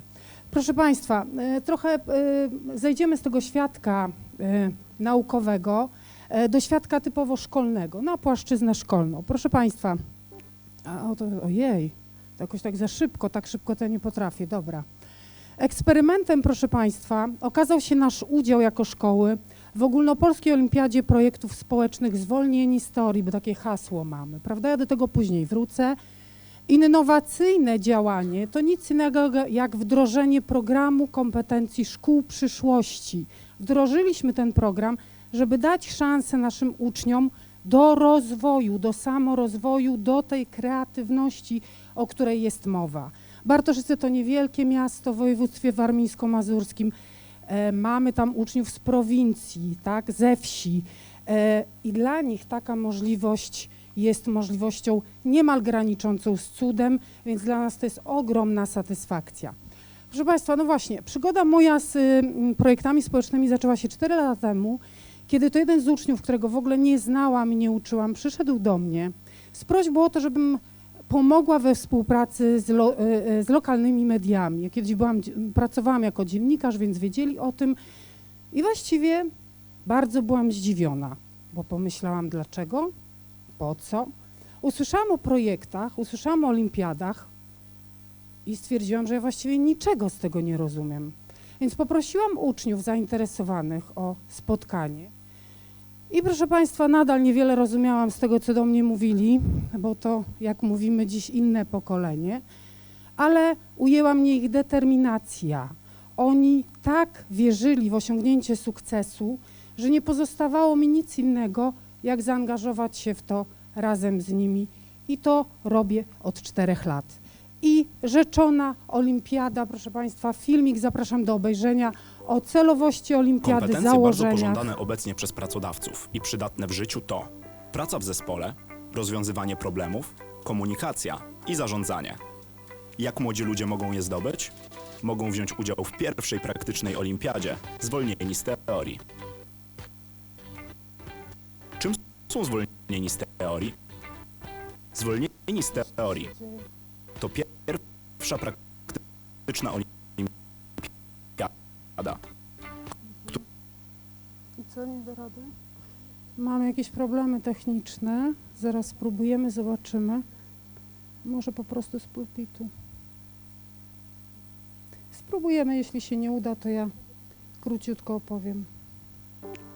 O właśnie. Kompetencje bardzo pożądane obecnie przez pracodawców i przydatne w życiu to praca w zespole, rozwiązywanie problemów, komunikacja i zarządzanie.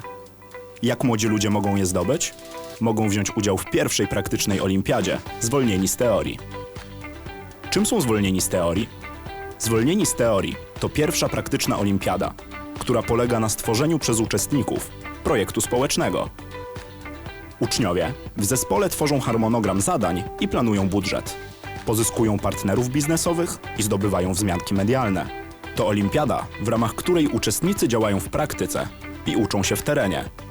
Uczniowie w ten sposób zyskują doświadczenie i kompetencje, trudne do zdobycia tradycyjnymi metodami, a po ukończonym projekcie otrzymują międzynarodowy certyfikat z zarządzania. Jak przebiega realizacja projektu? Młodzież wymyśla, jaki problem społeczny chce rozwiązać, zbiera zespół i rozpoczyna działanie. Przez realizację projektu prowadzi ich platforma edukacyjna zwolnieni z teorii.pl, gdzie dostają wskazówki i dobre rady. W realizacji projektu uczniów wspierają doświadczeni koledzy oraz nauczyciele z grupy Nauczyciele zwolnieni z teorii. Czym jest projekt społeczny? Jest to każda, nawet najmniejsza inicjatywa realizowana przez uczniów, mająca na celu zmianę otoczenia na lepsze lub pomoc innym. Uczestnicy robią coś dla kogoś, a uczą się dla siebie. Projekt może dotyczyć kultury, sportu, nowych technologii, przestrzeni miejskiej czy sztuki. Ważne, aby realizowany był w ramach jednej z 4 kategorii: wydarzenie publiczne, reklama społeczna, zbiórka charytatywna lub projekt technologiczny. Dotychczas młodzi zachęcali do uprawiania sportu, wprowadzali babcie i dziadków w świat internetu, prowadzili edukacyjne kanały w sieci, zwracali uwagę na ochronę środowiska, tworzyli seriale uczące oszczędzania, pomagali uwierzyć w siebie, zarażali dzieci pasją do nauki, a nawet robili edukacyjne gry komputerowe. Przez ostatni rok swoje projekty społeczne w zwolnionych rozpoczęło ponad 15 000 osób, a do finału dotarły aż 3000 z nich. Z ich projektów skorzystało prawie 8 milionów osób. Kto stoi za sukcesem uczniów? Co ciekawe, uczniowie, którzy mieli wsparcie nauczycieli, aż 3 razy częściej kończyli swoje projekty.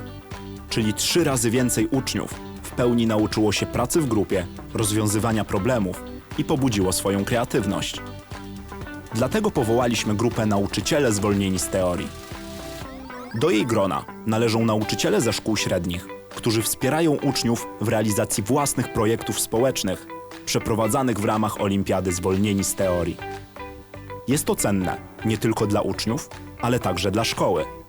Korzystanie z nowoczesnych metod nauczania pozwala jej wyróżnić się na tle innych szkół. Co więcej, placówka może znaleźć się w rankingu szkół zwolnieni z teorii. Ujęte są w nim szkoły, które sprzyjają zaangażowaniu społecznemu i rozwojowi kompetencji praktycznych u uczniów. Inicjatywy społeczne realizowane przez uczniów danej szkoły często są też zauważane w mediach lokalnych i ogólnopolskich.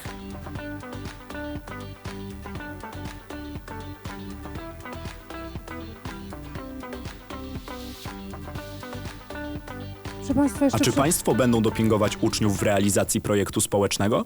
No właśnie, to pytanie skierowane do nauczycieli, proszę Państwa. Czy nauczyciele obecni mogą mi pomachać tutaj?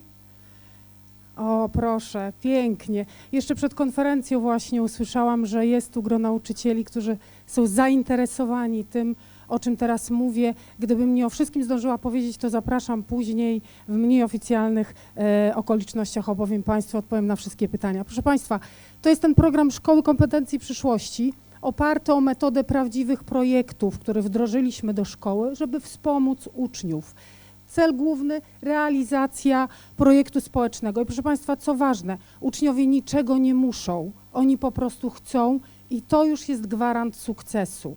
Tak? Ja jako nauczyciel nie muszę niczego wymagać. To oni przychodzą, to oni wykazują inicjatywę, ja tylko wspieram, ja tylko dodaję wiary i ja czasem jestem arbitrem lub sędzią w rozwiązywaniu konfliktów, ale proszę sobie wyobrazić, że uwielbiam konflikty uczniów, ponieważ one świadczą o tym, są dowodem na to, że ten projekt żyje, że coś się dzieje, że mają swoje racje, że walczą ze sobą, oczywiście w dobrym rozumieniu tego słowa. Proszę Państwa, 4 etapy projektu, przez te etapy młodzież musi przejść i musi każde działanie udokumentować na platformie edukacyjnej Zwolnieni z Teorii, czyli to nie jest tak sobie, że wymyślą, zrobią i zapomną. Każdy dokument, każda umowa podpisana z partnerem, każda faktura, wszystko musi być udokumentowane, to też wymaga, prawda, ogromnej odpowiedzialności. Pierwsza inicjacja, proszę zobaczyć, formuje się grupa, określa problem społeczny, czyli jaki jest cel, czym się interesują, co im przeszkadza w ich środowisku, co chcieliby zmienić. Wskazują beneficjentów, czyli do kogo chcą, czy chcą mówić do młodzieży, czy uświadamiać dorosłych w jakiejś kwestii. I hasło projektu wymyślają, bo ono też musi być trafne. Kolejny etap i to najtrudniejszy chyba, proszę Państwa, z doświadczenia wiem, planowanie. Przydział zadań, grupa projektowa nie może liczyć więcej niż 10 osób. Tak, najlepiej, jeśli to jest 6 osób, bo wtedy te zadania są podzielone w miarę równo i sprawiedliwie. Przydział zadań, harmonogram działań musi być, tak, terminy określone, to też jest kryterium olimpiady. Pozyskują partnerów, sponsorów i patronów. Planują budżet. Proszę Państwa, no, ja za chwilę powiem o efektach. Dlaczego powiedziałam, że planowanie jest najtrudniejszym etapem? Ponieważ tutaj się rodzą konflikty i młodzież już wiele wysiłku włożyła w to, co do tej pory robiła, a jeszcze nie widać żadnych efektów. I oni są już zmęczeni. Efekty widoczne są na etapie realizacji, kiedy już plan wdrażają w działanie. Spotkania z ekspertami wtedy, zakup gadżetów, projektowanie plakatów, koszulek, roll-upów, współpraca z partnerami, organizowanie wystąpień, prelekcji, wydarzeń publicznych, czyli kontakt realny z beneficjentami. I na podsumowanie, proszę Państwa, oceniają efektywność działań, podlega ocenie ich projekt, tak? Specjalna komisja przydziela punkty i na tej podstawie można określić, czy projekt spełnił wszystkie warunki. Wszyscy uczniowie, którzy ukończyli projekt, zdobywają certyfikaty z zarządzania projektem. Natomiast ci, którzy spełnili wyższe kryteria, biorą udział w konkursie na brązowego wilka, to jest najlepszy projekt na poziomie szkoły, srebrnego wilka w województwie i złotego wilka w Polsce. Kończy się to galą finałową w Warszawie, to było wspomniane i proszę Państwa, co najważniejsze dla uczniów, after party, później mają możliwość spotkań w gronie swoim, prawda, i rzeczywiście te znajomości rówieśników z całej Polski są trwałe, tak, mamy tego dowody. Proszę Państwa, projekt jest realizowany w naszej szkole.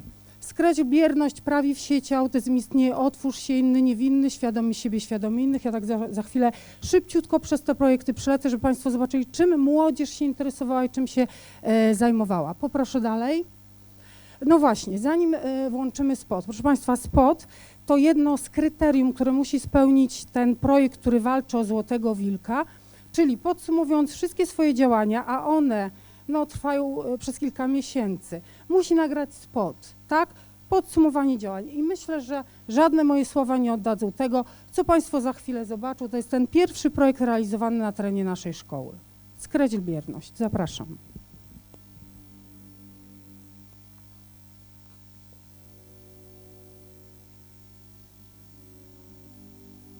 Cześć, jesteśmy grupą młodych ludzi z Bartoszyc. Razem postanowiliśmy zrealizować projekt społeczny w ramach Olimpiady Zwolnieni z Teorii. Nasz projekt pod tytułem Głosuję, skreśl bierność miał na celu budowanie postaw obywatelskich wśród naszych rówieśników. Nasze działanie kierowaliśmy do młodych ludzi, bo to właśnie oni są najmniej świadomi zachodzących zmian społecznych i politycznych w naszym kraju oraz niechętnie angażują się w różnego rodzaju akcje społeczne.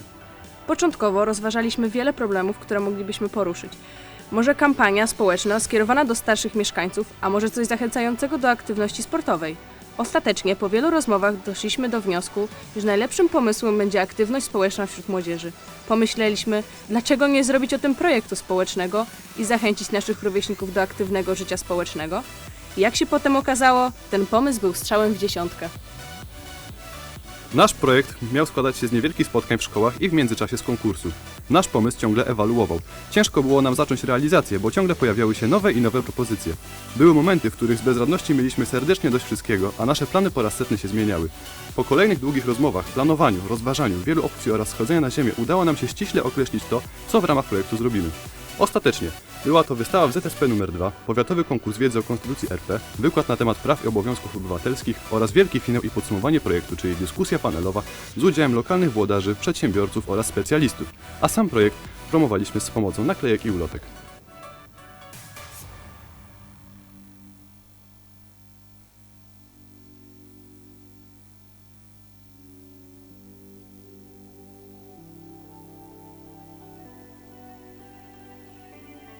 Ludzie, którzy tak długo zajmują się jednym projektem, muszą się dobrze rozumieć.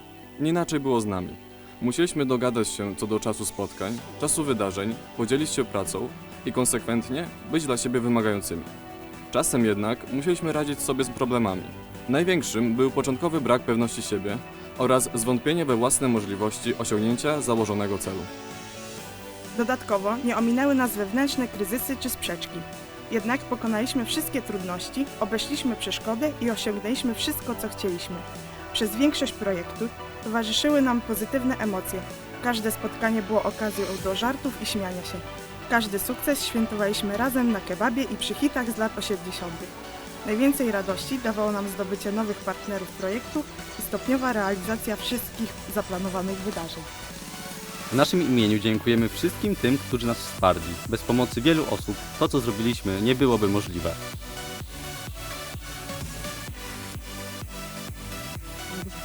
Czy Państwo poczuli tę atmosferę, to zaangażowanie? Państwo zobaczyli, prawda? Żadne moje słowa by tego nie przekazał. Już? O matko, nie, a to ja nawet w połowie jeszcze nie jestem, proszę Państwa. Cześć, jesteśmy grupą młodych ludzi z Bartoszyc. Razem postanowiliśmy zrealizować Państwa, projekt społeczny w ramach Olimpiady Zwolnieni z Teorii. Nasz projekt pod tytułem Głosuję skreś... Efekty tego projektu, proszę Państwa, które właściwie w każdym kolejnym projekcie są niemal identyczne, bo na terenie Bartoszyc nie da się pozyskać więcej niż 3000, niż około 550 beneficjentów realnych, ale proszę zobaczyć, 31 000 beneficjentów wirtualnych, 5 sponsorów, 7 partnerów i 3 patronów medialnych, tak? Jeśli chodzi o Bartoszyce, to i tak ogromny sukces, proszę mi wierzyć. Dalej poproszę.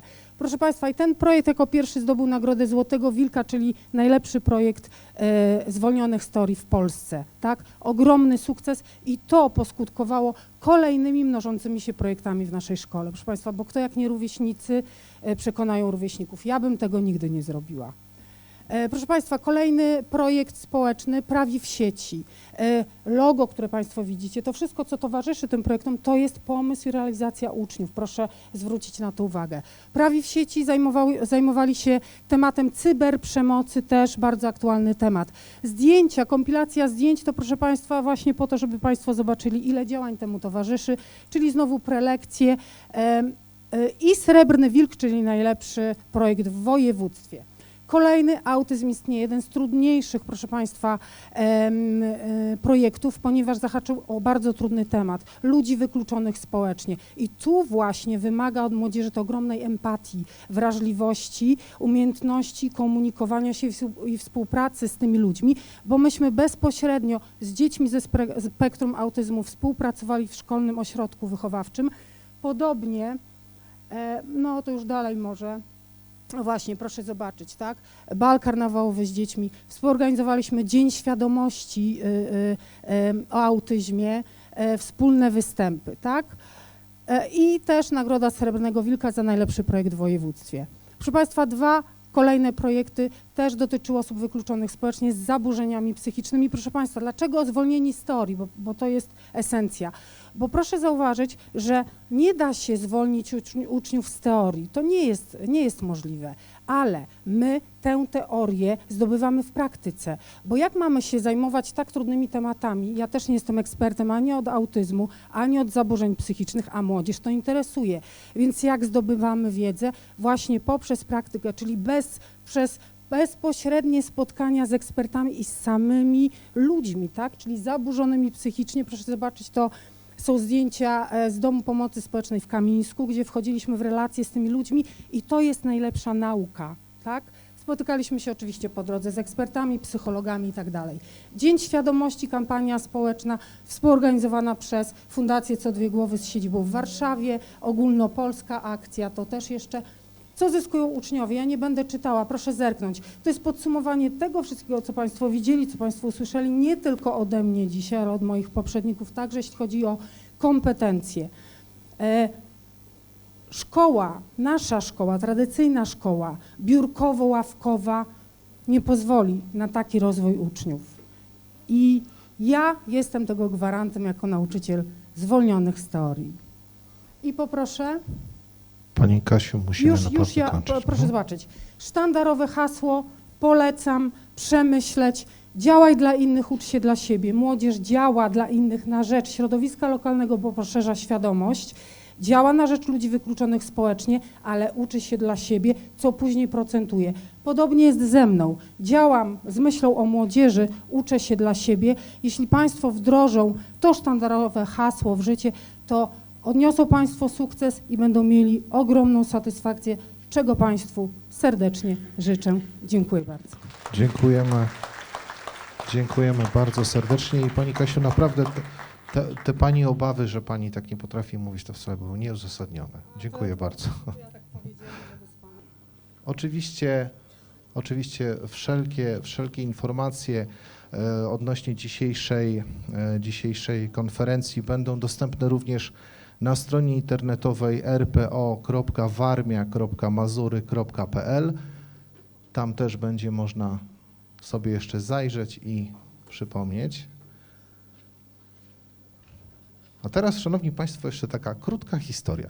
Otóż wyobraźcie sobie, że, no tak, jak patrzę, to myślę, że to było naprawdę kilkanaście lat temu zaledwie, mała Ania pomyślała sobie, chcę zostać architektem. Żeby to zrobić, poszła do szkoły, najpierw podstawowej, później do szkoły średniej, później skończyła studia, została architektem, ale pewnego dnia powiedziała sobie, jest taki świetny nowy zawód, może by coś spróbować. Wiecie, że nasza mała wówczas bohaterka, a obecnie pani Anna Szczepkowska, wykonuje zawód, który w Polsce jest obecny dopiero od 4-5 lat. Właśnie, tam siedzi pani Ania. Państwo być może zastanawiacie się, co tam się dzieje, prawda? Widzicie, po swojej prawej stronie jest ekran, na którym pojawiają się notatki w formie sketchnotingu. Jest to nowy sposób utrwalania się, jakby zapisywania tego, co dzieje się, taki, aby można było lepiej zapamiętać bądź wrócić do jakiejś idei. Pani Ania założyła firmę Visual Coach i jest dzisiaj z nami i gratulujemy talentu i dziękujemy, że pani nam pomaga to wszystko ogarnąć. Gorące brawa dla pani Ani.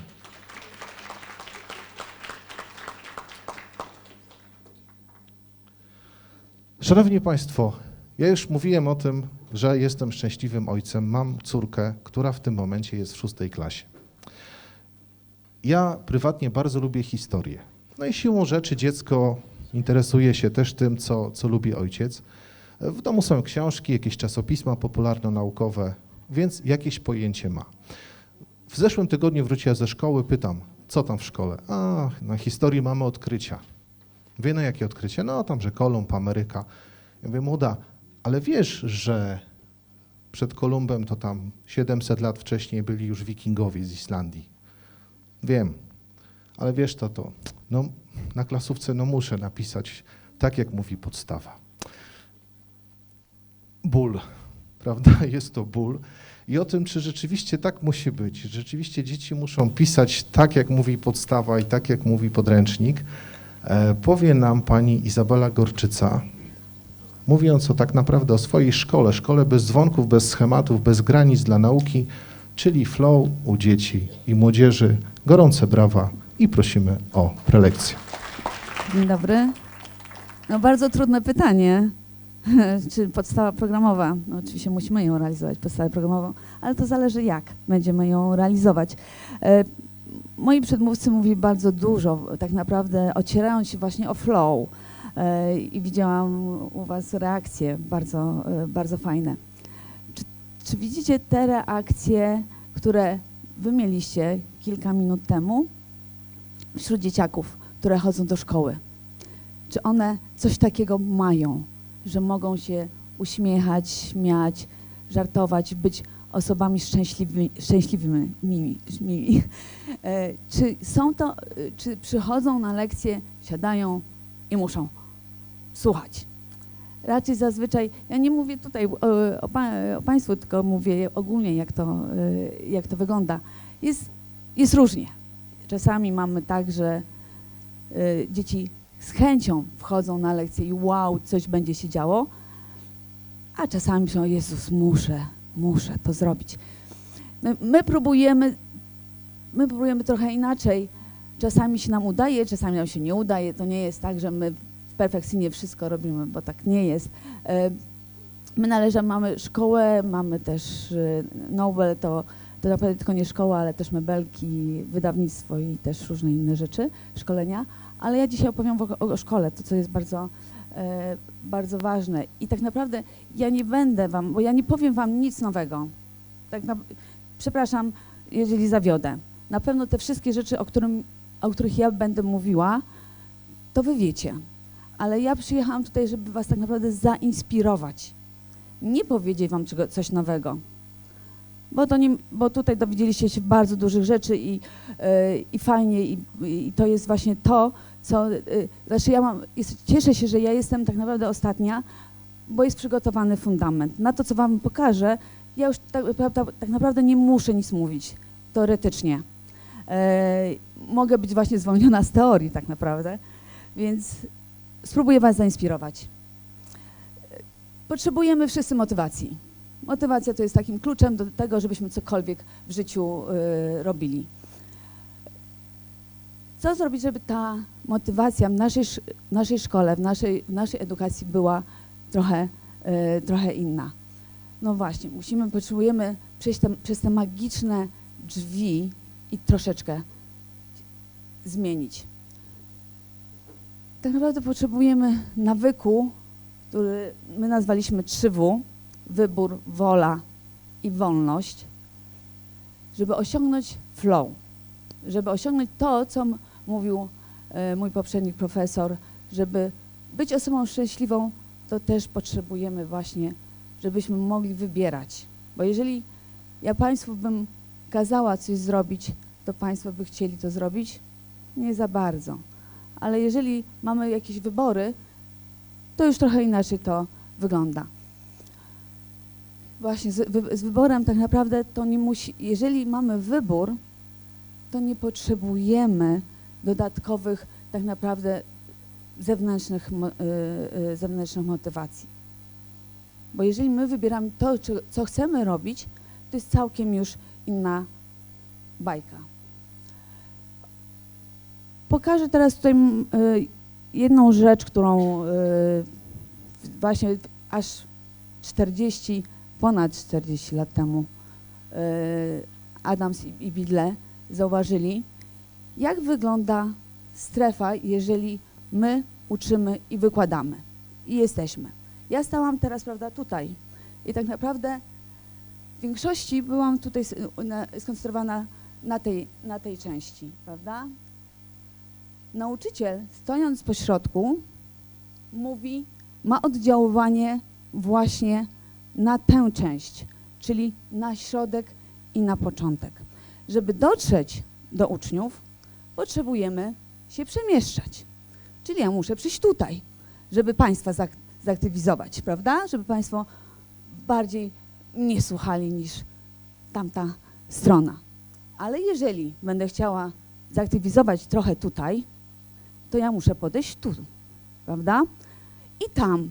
Nie jesteśmy w stanie, tak naprawdę, nie mamy możliwości, żeby przez cały czas latać po klasie.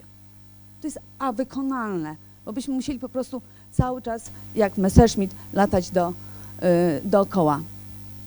Więc ważna jest przestrzeń, jaką zrobimy i jakie też relacje zbudujemy, bo przestrzeń bardzo daje dużo możliwości do nawiązywania relacji. Jeżeli mamy, tak jak teraz, nasi uczniowie siedzą tak jak Państwo, no my teraz mamy wykład, więc trochę inaczej wygląda, ale jeżeli siedzimy i widzimy przez kilka godzin dziennie, kilkanaście w ciągu tygodnia, a kilkaset w ciągu roku i lat, plecy kolegi, no to za bardzo nie ma jakiejkolwiek aktywacji, tak?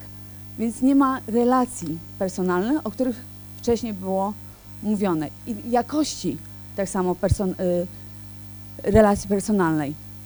Więc tak naprawdę potrzebujemy rozmaitej przestrzeni, żeby to zrobić, ważny jest budynek szkolny, ale także środowisko naturalne, park, las, otwarta przestrzeń. Czyli co? Wyjeżdżamy na terenówkę i na terenówce też możemy się uczyć. Jaka jest relacja pomiędzy nauczycielem a uczniami? Już nie stoimy, prawda? I ja tutaj nie jestem odgórnie z Panem, tutaj mówię Panu, jak Pan ma zrobić, tylko jeżeli idziemy razem rowerem, no i gdzieś jedziemy do jakiegoś tam celu, to w tym momencie inaczej są nasze relacje, w inny sposób reagujemy, w inny sposób też mamy motywację do tego, żeby się nauczyć, co będzie dalej.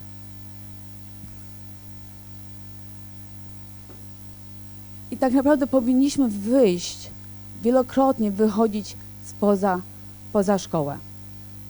Tak naprawdę nauka poza szkołą to jest klucz do tego, żeby te dzieciaki, znaczy nie musi być to codziennie, ale często. Nawet wyjście na podwórko szkolne jest bardzo ważną rzeczą. Wyjść 3 minuty poza bramę szkoły też jest ważne. A to jest pierwsza szkoła, gdzie wchodzimy do szkoły, tak naprawdę jest to pierwsze środowisko, w której my uczymy się też właśnie relacji pomiędzy nami wszystkimi i jak wygląda po prostu społeczeństwo, niż odgórnie dana wiedza. Tak samo mózg uwielbia ruch. Potrzebujemy się ruszać. Siedząc na krześle przez cały czas jest dość ciężko wysiedzieć 40-45 minut. Więc mamy piłki do siedzenia. Siedzimy sobie po prostu na piłkach. Możemy aktywizować, możemy sobie zmieniać położenie ławeczek. Możemy pracować grupowo, ale też indywidualnie. Możemy ćwiczyć. Możemy robić różne rzeczy. Tutaj uczymy się nad, pod, przed, za. Możemy to zrobić.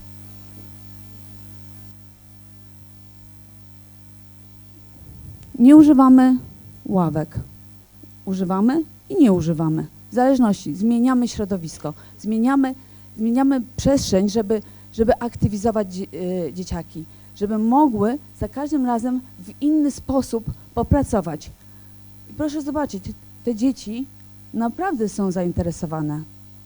Nie trzeba ich motywować, masz się uczyć, tylko one będą mieć po prostu naturalnie, będą wchodzić i będą coś robiły. I ten dialog, kiedy dzieci mogą ze sobą pracować, kiedy one same razem coś robią, w inny sposób czekają na następną lekcję, niż my przez cały czas, my sobie zdzieramy też gardło. Mówiąc przez cały czas, przez 45 minut, albo niech będzie przez pół godziny, to my sobie cały czas zdzieramy gardło. Dlaczego? Tego ja nie wiem, bo tak nas uczono. Tutaj uczennica naszego gimnazjum, już nie mamy gimnazjum, ale napisała taką rzecz.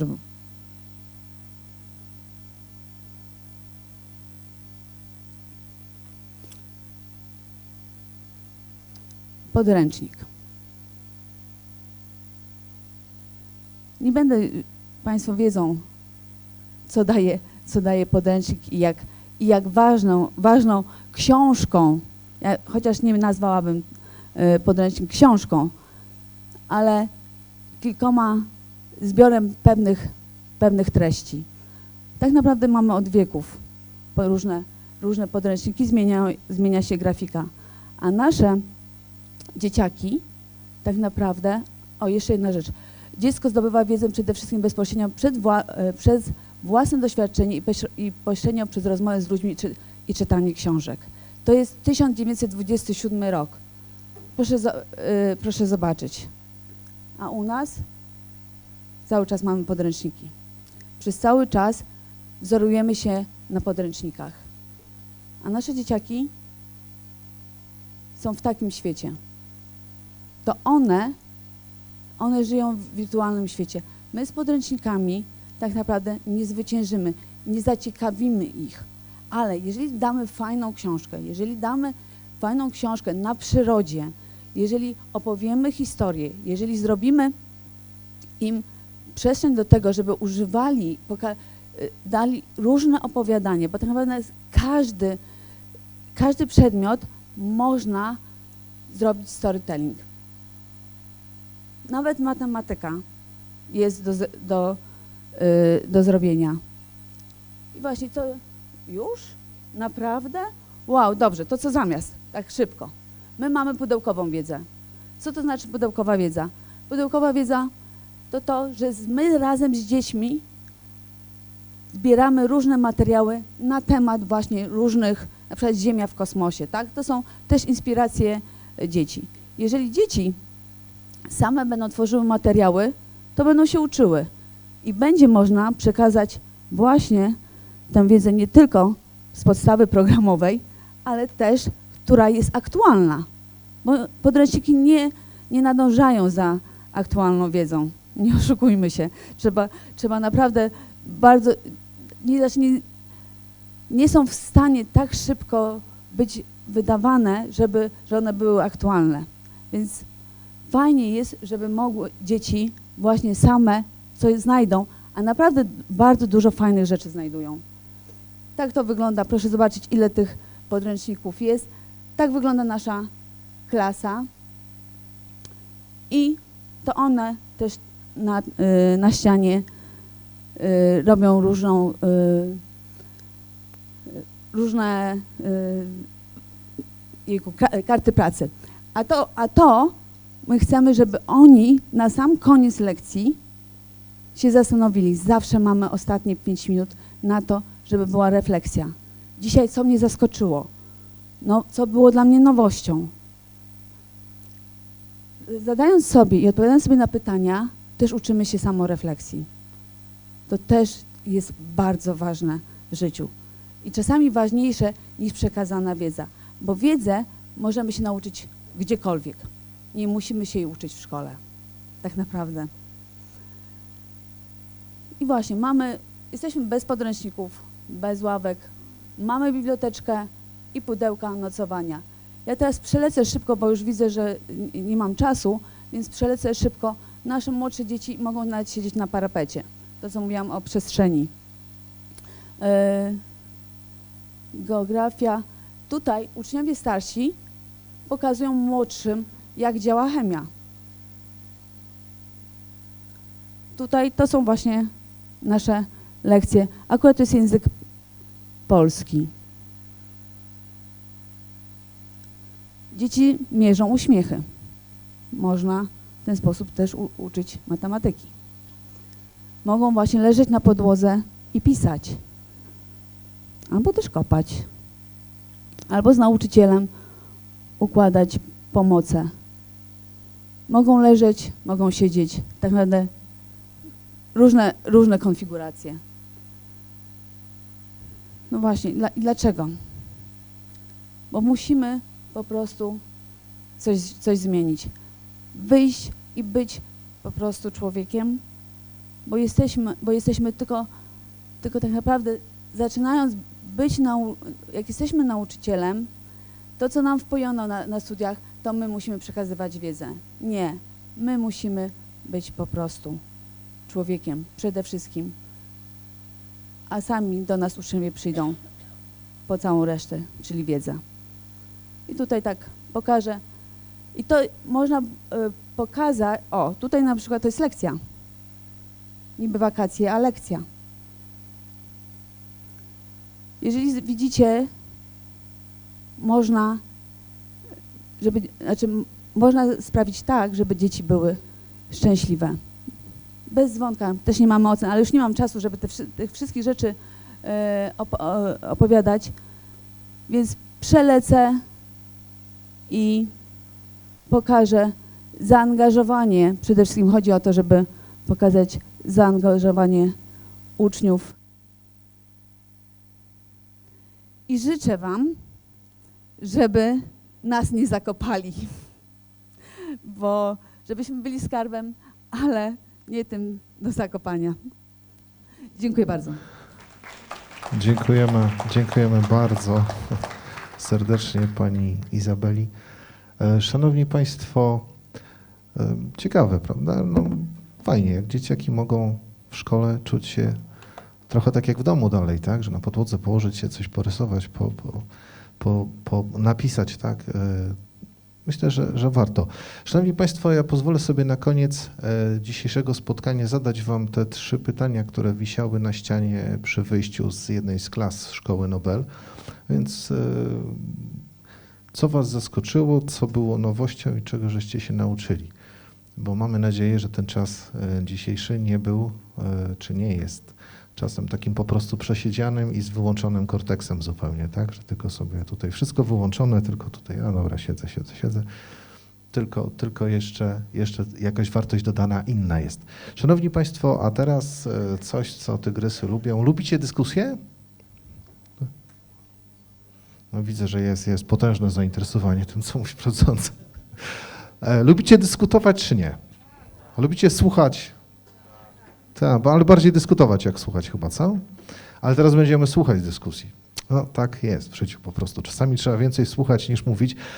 Szanowni Państwo, zapraszam teraz do nas tutaj na przygotowane specjalnie miejsca naszych uczestników dzisiejszej dyskusji panelowej, bardzo serdecznie znaną już nam i mamy nadzieję bardzo lubianą panią Izabelę Gorczycę. Bardzo proszę.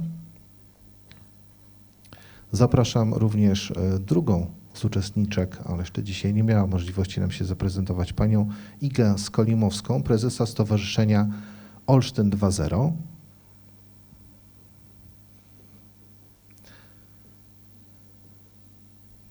Zapraszam pana Michała Opieczyńskiego, dyrektora Departamentu Europejskiego Funduszu Społecznego Urzędu Marszałkowskiego, przepraszam. Zapraszam bardzo serdecznie. Pana Piotra Mikiewicza, który już dzisiaj otworzył nam swoim wystąpieniem naszą konferencję. Oraz kogoś, kto pokaże nam trochę drugą stronę tego wszystkiego, bo my dzisiaj bardzo dużo mówimy o nas jako rodzicach i o tym człowieku, który będzie za lat kilkanaście, kilkadziesiąt, a jest wśród nas od samego początku człowiek, który obserwuje te zmiany, które zachodzą w tych ludziach młodych, obserwuje pojawienie się tego pokolenia, już tak naprawdę pokolenia Z, gdyż odpowiada za dużą część załogi jednego z największych tutaj pracodawców w ogóle w całej strefie tutaj naszego kraju. Bardzo serdecznie zapraszam pana Bronisława Rediga, szefa relacji społecznych firmy Michelin Polska S.A. Proszę bardzo.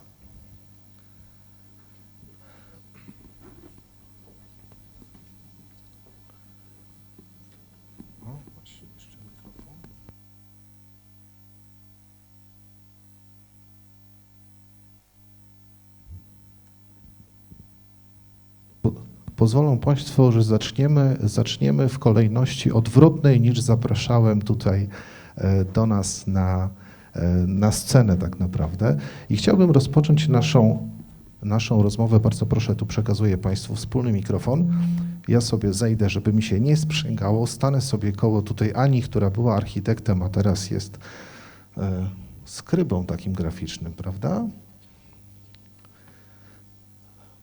Panie Bronisławie, dzisiaj dużo mówiliśmy, tak?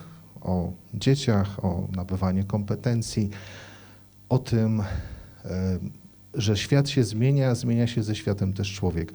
Proszę powiedzieć, jak te zmiany, o których mówiliśmy dzisiaj, oddziałują na przedsiębiorców, oddziałują na tak dużego przedsiębiorcę, jakim wy jesteście, ponieważ na pewno pracownik, który przychodzi dziś do was, to nie jest ten sam pracownik, który przychodził lat temu 30. Zgadza się. Dzień dobry jeszcze raz. Witam wszystkich serdecznie. Pierwsza informacja, wszystkie teoretyczne informacje, które usłyszeliśmy w czasie tej pierwszej części dzisiejszej konferencji, rzeczywiście znajdujemy w życiu tym takim realnym, że tak pozwolę sobie to nazwać, czyli w przemyśle.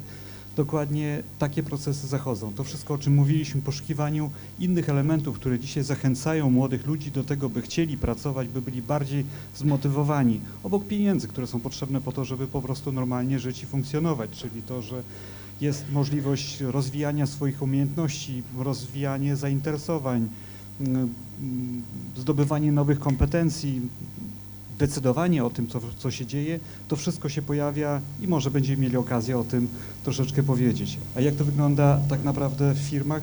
Trzeba na bieżąco śledzić to, co się dzieje i wiele z tych rzeczy, które wynikają z tego, że mamy w tej chwili, wchodzą do nas osoby młode, to pokolenie X, Y, Z, które w tej chwili się pojawia, do tego przygotowujemy się z odpowiednim wyprzedzeniem. My jako fabryka Michelin mamy na pewno duże wsparcie w koncernie, który przecież obserwuje, śledzi te zmiany i wiele procesów. To nie są nasze rozwiązania, które powstają tylko tutaj w Olsztynie. One są wprowadzane w całym koncernie i pozwalają nam odpowiednio przygotować się i przygotować i proces szkolenia, przygotować sposób zarządzania, sposób organizacji całej produkcji, tak żebyśmy zachowali odpowiednią motywację tych młodych osób, które wchodzą, ale zapewnili też właściwe relacje pomiędzy wszystkimi innymi generacjami, które są. Także, ponieważ ja miałem okazję przez blisko 12 lat odpowiadać za proces szkolenia pracowników, więc też uczestniczyłem w budowaniu różnego rodzaju narzędzi, które pozwalały nam na to, żebyśmy w płynny sposób godzili interesy tych baby boom, pokolenia, z którego ja jestem, z tymi nowymi generacjami, które dzisiaj są. I to wszystko się dzieje w sposób naturalny, płynny, ale oczywiście jest to proces, który wymaga czasu, bo to się nie dzieje z roku na rok. Trzeba zmienić wiele nawyków, wiele procedur, wiele zasad po to, by taki organizm, który liczy blisko 5000 ludzi, mógł sprawnie funkcjonować. Jest w tym wszystkim chyba jedna bardzo ważna rzecz, o którą trzeba dbać, a przynajmniej my o to na pewno dbamy. Takie same reguły, zasady, narzędzia, możliwości powinny być dostępne dla wszystkich pracowników. Nie różnimy tutaj, czy są to pracownicy umysłowi, czy pracownicy na stanowiskach robotniczych. Wszyscy muszą mieć taką samą możliwość rozwijania tych rzeczy, które sprawiają, że czują się potrzebni, są zmotywowani. No właśnie, w jaki sposób to robicie? Co robicie właśnie, żeby wasz pracownik, no powiedzmy, jest to pracownik właśnie ten produkcyjny, taki, który, no nie wiem, pracuje u was już 3 lata, czyli już jest ten moment, że już się nauczył, już wie. I co robicie, żeby on nie pomyślał, dobrze, to ja teraz idę do, no nie wiem, do jakiejś innej firmy, tak, z tym co wiem, tylko żeby został u was. Po 3 latach to przeważnie już jest ten okres stabilizacji. Podał pan dobry czas, bo taki krytyczny to jest pierwsze pół roku do roku. To jest ten czas, kiedy człowiek decyduje o tym, czy zostanie, czy rzeczywiście trzeba szukać innego miejsca na ziemi. Po 3 latach taki pracownik jest już bardzo dobrze wdrożony w te nasze wewnętrzne reguły. Jedną z rzeczy, którą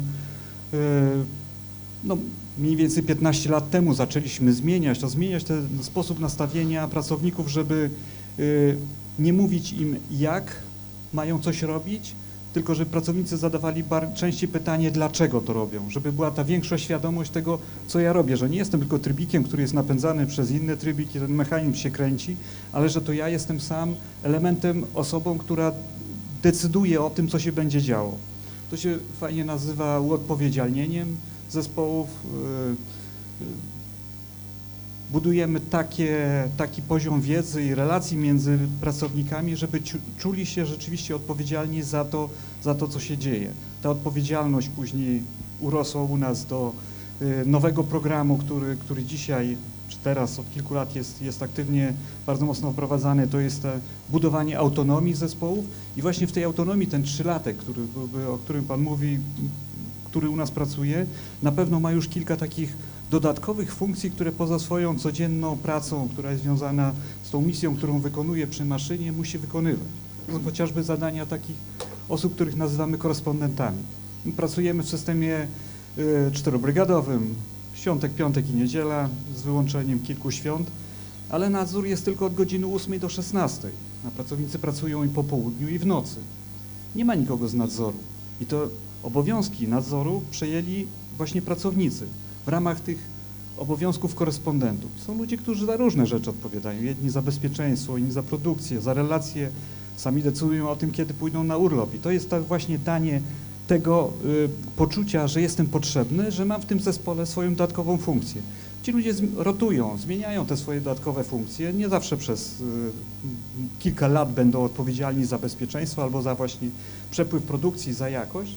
Po kilku miesiącach, żeby im się nie znudziło, żeby poznali coś innego, nowego, ale to już jest często decyzja zespołu i sami się wybierają, kto co chce robić wtedy, kiedy nie ma szefa, czyli jakby go troszeczkę nawet tak zastąpić. Jasne, jak pojawia się wielki problem, no to szukają wsparcia gdzie indziej, ale to jest między innymi... Rozumiem, czyli to usensownienie też pracy, prawda? Że czuję się potrzebny poza tym, że robię to po przychodzę coś, tak, a nie tylko po to, tak jak Pan to pięknie nazwał, że jestem jakimś maleńkim trybikiem w tak wielkiej machinie.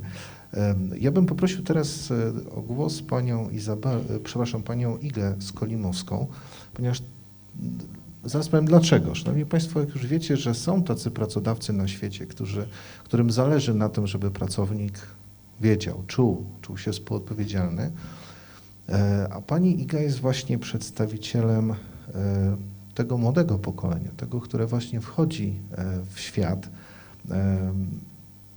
Proszę nam powiedzieć kilka zdań, czym jest ta inicjatywa Olsztyn 2.0 i druga rzecz, i u jakich pracodawców właśnie Państwo jako młodzi ludzie chcielibyście pracować? Dzień dobry. Olsztyn 2.0 to kiedyś był projekt w ramach zwolnionych z teorii, o którym dzisiaj słuchaliśmy. Kiedyś to był projekt, jednak był zbyt fajnym projektem, by go zakończyć na byciu projektem. Dlatego już od kilku lat jesteśmy stowarzyszeniem, które zrzesza młodych olsztynian na rzecz działalności społecznej, rozruszania miasta, rozruszania mieszkańców, by pokochali swoje miasto, też promocji Olsztyna w Polsce, poza granicami Polski, ale przede wszystkim aktywizacji młodych ludzi. Działamy głównie z licealistami, z gimnazjalistami, również ze studentami. I jest to głównie praca projektowa, dzięki której uczymy się właśnie tych umiejętności, których nam w szkole brakowało, czyli umiejętności miękkich, pracy w grupie, zarządzanie, bo przyznajmy, ale robienie prezentacji w PowerPoincie na geografię o jeziorach morenowych to nie jest praca w grupie. Praca w grupie zaczyna się w momencie, kiedy trzeba się spotkać, zrobić burzę mózgów, podyskutować nad najlepszymi pomysłami, rozwiązaniami, zaplanować budżet, pójść do firmy, porozmawiać z prezesem, że chcemy zrobić jakiś event i potrzebujemy sponsora. Praca w grupie zaczyna się w momencie, kiedy z tej szkoły w takim systemie, w jakim ona teraz jest, dla nas wtedy się zaczynała. Teraz to się zmienia. Też mamy nadzieję, że zarażamy licealistów i gimnazjalistów z innych szkół i inicjatywa 2.0 w ogóle rozszerzyła się, Miast 2.0 rozszerzyła się o Koszalin i Szczecin. Szczecin 2.0 i Koszalin 2.0 powstały dość niedawno. Jednak przejdę może do tego pytania odnośnie pracodawców, jakich my, młodzi ludzie, ja, Iga, poszukuję i gdzie chciałabym pracować, z kim i dla kogo chciałabym pracować. To są na pewno firmy, które żyją i są prowadzone już u swojej strategii, mają takie wartości biznesu odpowiedzialnego społecznie. To się nazywa Corporate Social Responsibility, gdzie u swojej strategii biznes, czy przedsiębiorca, czy firma zakłada jakieś działania non-profit, nie tylko patrzy na swój zysk i rozwój swojej firmy tak gospodarczo, ale patrzy też na to, co my jako firma możemy dać swoim pracownikom w ich rozwoju osobistym, społecznym, ale co ta firma może zrobić dla społeczeństwa, dla miasta na przykład. Na przykład dzisiaj, kiedy jest katastrofa klimatyczna, jak firmy ustosunkowują się do tego, co robią, czy zmieniają jakieś swoje strategie w związku z tym, jak angażują się na przykład właśnie w działania projektów lokalnych. Ja na przykład chętniej kupiłabym jakiś produkt od firmy, która wiem, że wspiera rokrocznie jakieś wydarzenie sportowe dla dzieciaków gdzieś na moim osiedlu, niż od jakiejś losowej innej. Więc ta relacja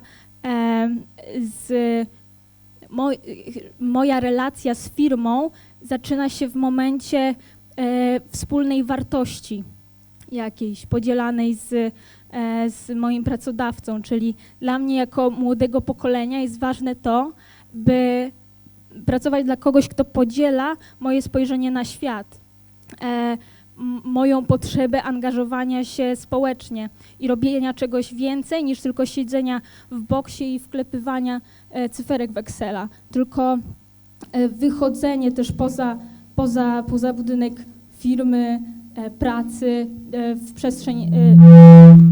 przestrzeń publiczną. Tak, że koniec. Ja przepraszam, to buczenie to mój mikrofon, jestem za blisko głośnika. Zaraz coś tutaj postaramy się zaradzić. Okej. Dziękuję bardzo. Czyli ilość zer na koncie na koniec miesiąca nie jest dominantą, tak? Nie jest dominantą. My, młodzi ludzie, którzy już teraz żyjemy w takim momencie, w takich czasach, że mamy więcej swobody też w wyborze i przekwalifikowywaniu się, bo jak pomyślę na przykład o pokoleniu moich rodziców, kiedy się już robiło jakiś zawód, to przeważnie pracowało się w tej danej dziedzinie przez całe życie, a dzisiaj już nie mamy za bardzo tej gwarancji, ponieważ coraz więcej zawodów jest przyjmowanych przez właśnie sztuczną inteligencję czy różne inne formy nowych technologii. I być może niedługo niektórzy będą zmuszeni nawet przekwalifikować się.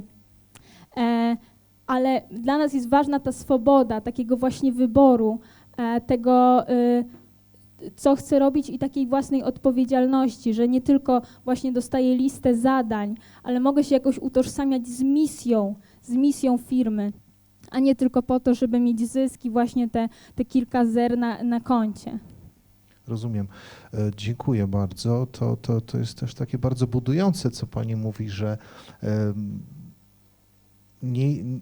idąc w to dorosłe życie, tak, no bo kiedy idziemy do pracy, to rozpoczyna się tak naprawdę to dorosłe życie. Często to jest konieczność samodzielnego zamieszkania, utrzymania się i tak dalej, że jakby nie umierają te ideały, tak, to właśnie to, że walczymy też o klimat, walczymy o miejsce, w którym jesteśmy i to Państwo chcecie wnosić jako taką wartość dodaną też do firmy, w której będziecie pracować. Ja wiem, że to może brzmieć bardzo idealistycznie, że my młodzi to mamy zawsze jakieś takie ideały, a potem zetrzemy się z tą ścianą rzeczywistości i ideały umrą, nie? Mam nadzieję, że nie, że to moje pokolenie już jest może bardziej jakoś takie świadome i też przerażone w cudzysłowie tymi szybko bardzo postępującymi zmianami i tym, że my musimy się do nich dostosować, bo jeśli nie będziemy iść jakoś z biegiem tych nowych pomysłów, nowych idei, nowych jakości życia, nowego stylu życia, to po prostu w pewnym momencie będziemy tak zagubieni, że może nas to przytłoczyć.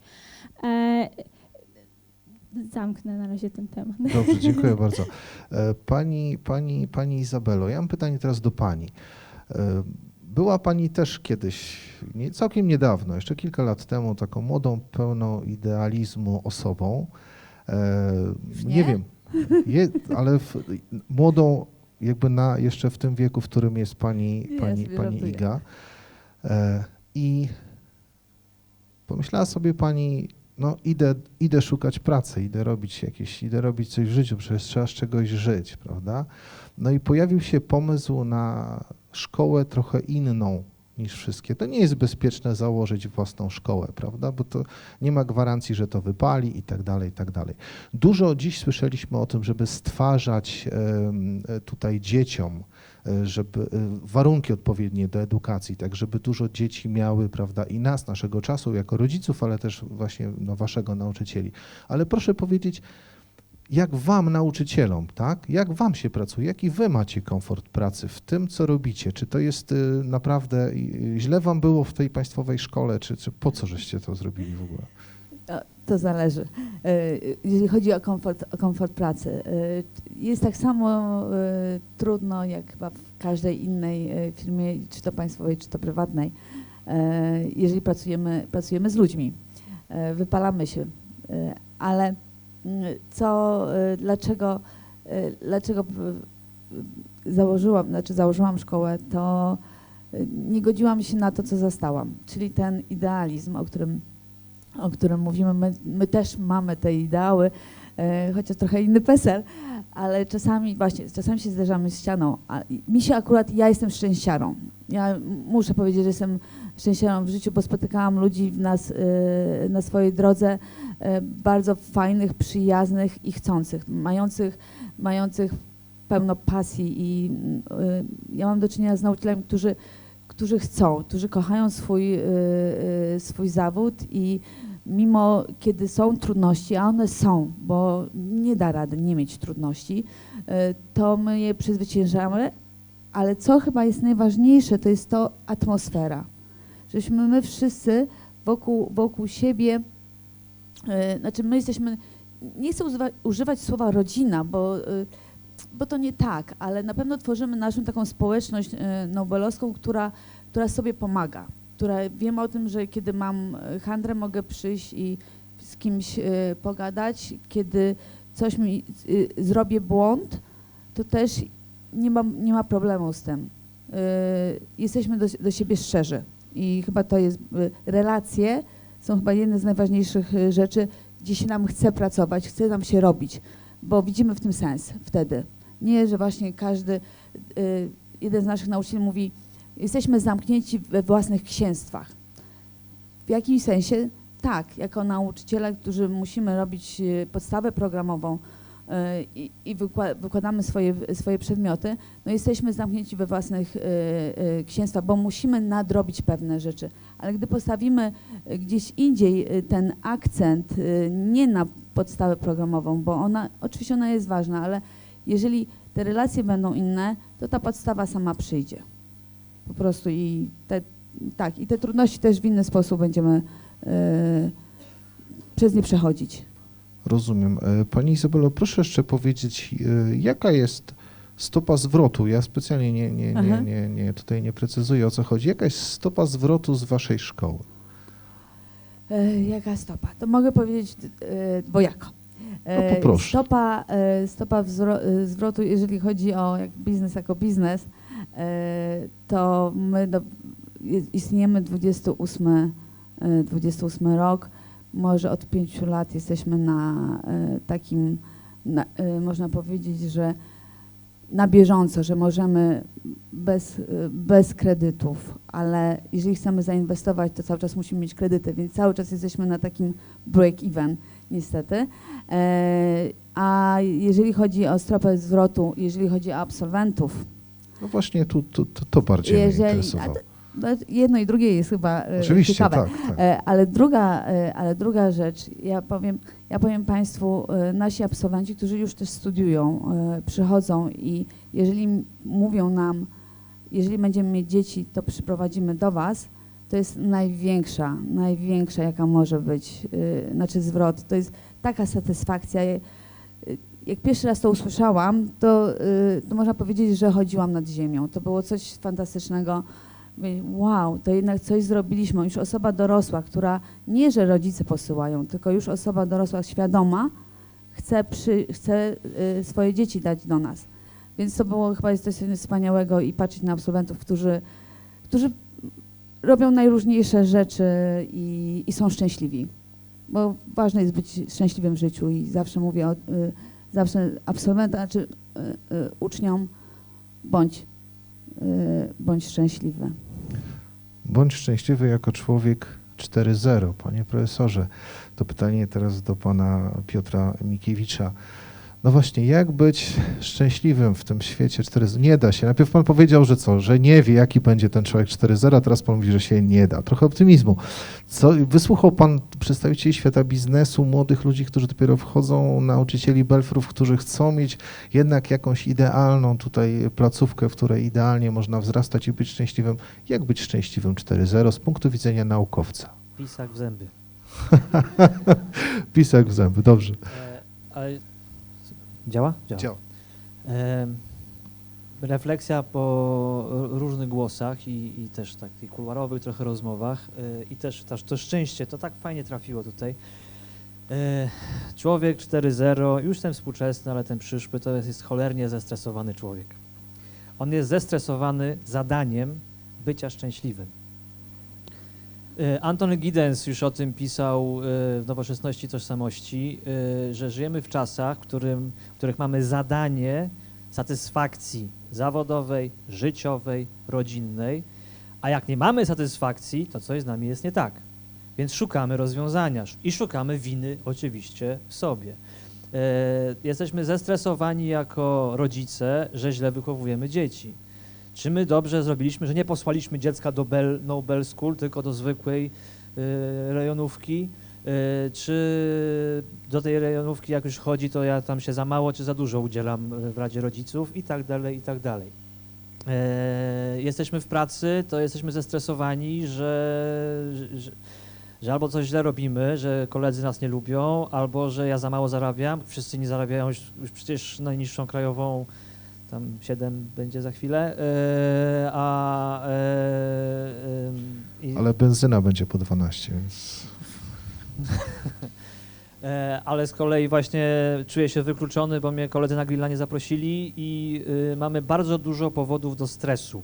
I tego stresu takiego, który wynika z problemów pierwszego świata. I to jest jak gdyby cecha optymistyczna, jak gdyby konkluzja optymistyczna, że żyjemy dzisiaj w czasach. My w Polsce doczekaliśmy takiego momentu rozwoju społecznego, gospodarczego, że zaczynamy mieć problemy pod tytułem nie mam satysfakcji w życiu, a nie mam jak przeżyć do pierwszego. Podnosi nam się jakość życia taka definiowana elementami materialnymi, no i przez to otwierają się potrzeby, te, które Maslow nazywa wyższego rzędu, co rodzi, jak na to Giddens zwraca uwagę, stres. Że sobie z tym nie radzimy, że mam pracę, ale nie mam z niej satysfakcji. O rany, co zrobić, żeby mieć z tej pracy satysfakcję? Czy jestem szczęśliwy? Bądź szczęśliwy. Jezus Maria, nie mówcie tego tym dzieciakom, bądź szczęśliwy, bo jak nie będzie, to co? Oczywiście, tak, ja to też tutaj upraszczam, ale jeżeli sobie postawimy to jako zadanie, a nie jako powiedzmy efekt uboczny tego, że się realizuje różne rzeczy, no to powodów do bycia nieszczęśliwym mamy całkiem sporo w naszym życiu. I to, co ja też próbowałem niezgrabnie powiedzieć w trakcie swojej wypowiedzi, te logiki naszego funkcjonowania w różnych obszarach niosą ze sobą różne logiki szczęścia i różne przyczyny tego poczucia nieszczęścia. Człowiek 4.0 to jest człowiek wiecznie zestresowany, bo ciągle stojący przed zadaniem konstruowania odpowiedzialnego, samodzielnego, refleksyjnego swojego życia, bo nie ma już recepty, bo musi sam wybrać, gdzie chce pracować, gdzie chce mieszkać i tak dalej, i tak dalej. Nie może się już tylko i wyłącznie oprzeć na tradycji. Ale to znowu nie działa tak i że już wszyscy tak mają. Tylko teraz, dzisiaj, nawet w tym trochę cukierkowym świecie, o którym przed chwilą powiedziałem, są takie obszary w Polsce, które są wykluczone, które mają za daleko do tego, żeby skorzystać z tych różnych ofert, które mają tylko jedno miejsce pracy tak naprawdę do wyboru, zmienia się jego charakter, ale to nie jest takie wszystko różowe, więc to o tym też musimy pamiętać. Tutaj z Bartoszyc pani była. Ja tam kiedyś byłem dawno temu jako student, jeszcze robiliśmy badania tutaj w terenach przygranicznych. Bardzo malownicze miejsce, ale za Bartoszycami jest Sempopol. I tam pamiętam dawno temu, pytanie, czy ten napis cały czas tam jest, witamy na końcu świata. Na opuszczonym popegierowskim obszarze, który miał swoje problemy wówczas i te problemy w różnych miejscach dzisiaj też są i tam powody do bycia właśnie nieszczęśliwym są zupełnie innego rodzaju, więc kiedy próbujemy przepisy na to szczęście poprzez dobrą pracę, dobrą edukację ogłaszać, przygotowywać, to musimy sobie zdawać sprawę z tej różnorodności. Ja wiem, że ja jestem strasznym mówcą i dla dziennikarzy jestem okropny, bo nie ma prostych takich recept jednowymiarowych. Chociaż są, jakby się złapać tej neuropsychologicznej wizji, to wystarczy dobre czapki tutaj z diodami na głowach nosić i nam będą stymulować różne tam Czyli obszary stymulatory, idźmy w stymulatory. mózgu. Tak.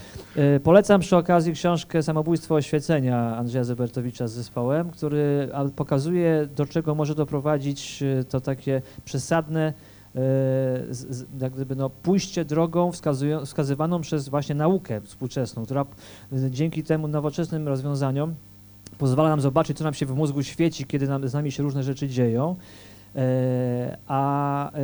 I to kusi, tak? To kusi, żeby tą drogą pójść, żeby rozwiązania nas stymulujące przygotować. A jak się tego słucha, nie ma pana profesora. Musiał już niestety nas opuścić. Tak. Więc tak trochę zaocznie tutaj dyskusja jest. Jak się tego słucha, to ja z kolei ze swojego socjologicznego podwórka,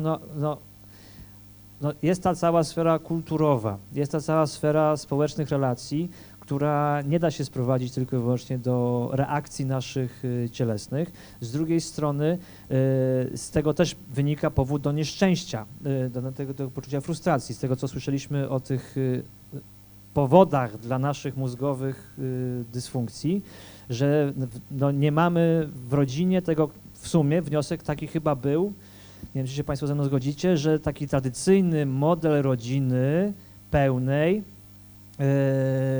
to jest ta sfera zabezpieczenia przed frustracjami, które w innych obszarach znajdują swoje ujście. No to mamy problem, bo nam się cywilizacyjnie model rodziny zmienia, dynamika życia się zmienia, przedsiębiorcy narzekają, że jest za mała mobilność geograficzna i zawodowa, no to zmusza do tego, żeby jednak nie mieszkać w zasiedziałej społeczności, która zabezpiecza temu homo sapiens sapiens, te obszary tutaj gdzieś, tylko właśnie jest aż zachęta, przeprowadź się. Ja się przeprowadziłem z Torunia do Wrocławia 15 lat temu. Ale to i obydwa miasta piękne. No, obydwa piękne, ale teraz jesteśmy wyrwani ze środowiska właśnie tych relacji rodzinnych. To ma swoje konsekwencje. To jest coś, ale z drugiej strony już nasiąknięci wzorcami i wartościami kultury tej współczesnej, gdyby nam przyszło żyć w tych naszych, gdzie z żoną pochodzimy z małych miejscowości w Kujawsko-Pomorskiem, w tych społecznościach, to byśmy się czuli też już w zaciasnej społeczności, bo chcemy już oddychać tym światowym powietrzem, bo jak się już Państwu tutaj chwaliłem parę razy, byłem sobie w Londynie, byłem sobie w Melbourne, wszystko zawodowo. Więc to jest też cywilizacyjny koszt, który ponosimy, a jednocześnie no, nie ma chyba odwrotu od tego, żeby pewne formy społeczne jakby przywrócić innym, jak gdyby do stanu, który był wcześniej. Co nie oznacza, że nie należy jak gdyby zwracać uwagi na to, że to jest przyczyna też pewnych naszych problemów. No i tutaj to się rodzi znowu pole dla edukacyjnych działań, psychologów, coachów, trenerów całożyciowych i tak dalej. No i to jest obszar do wspólnego namysłu, jak to dobrze zrobić, żebyśmy nadążyli razem w tym biegu cywilizacyjnym. Ale powiedziałem, dziękuję. Dziękuję bardzo. Ja chciałem zdementować to, co pan powiedział. Otóż wcale nie jest pan złym mówcą dla dziennikarzy, dla osób prowadzących z panem rozmowę, ponieważ jest tak, że człowiek, który mało wie, udziela bardzo szybkich i takich często odpowiedzi. Natomiast im większa wiedza, im więcej jakby widzi się złożoność problemu, tym trudniej jest o jednoznaczne tak, nie. I tutaj jakby naprawdę proszę sobie tutaj nie umniejszać. Kolejny powód do nieszczęścia. Tak, wiedza, tak. Świadomość. Wiedza. Świadomość jest naprawdę często prowadzi do nieszczęść, to jest prawda.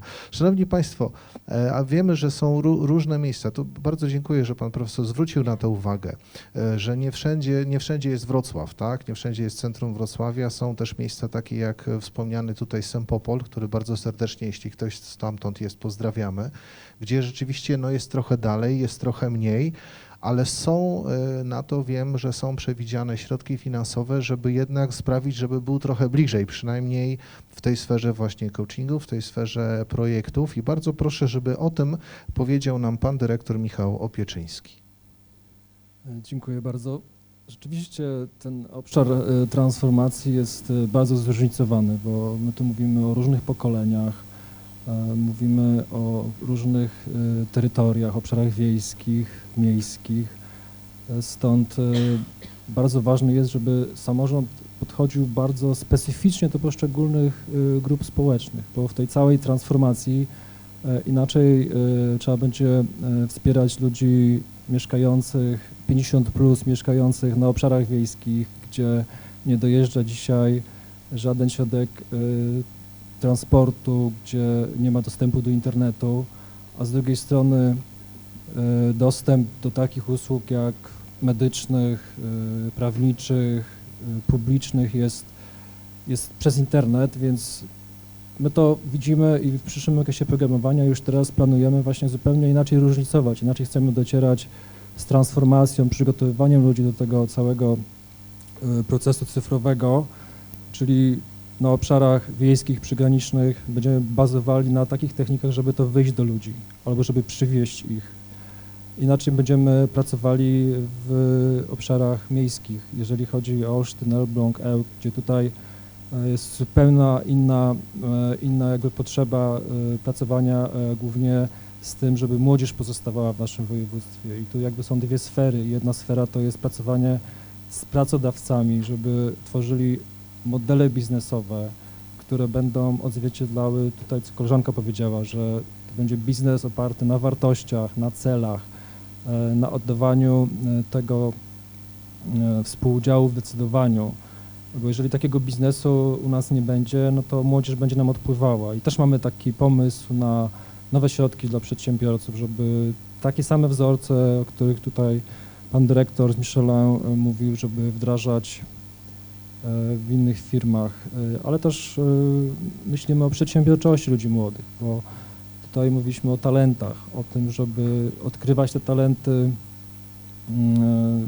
dość wcześnie, żeby na bazie tych talentów budować swoje firmy, żeby zostawać tymi firmami w naszym województwie, bo myślę, że takim skarbem tego województwa są jakby dwie rzeczy. To jest przede wszystkim środowisko, gdzie to środowisko daje pewien niewykorzystany potencjał dotychczas.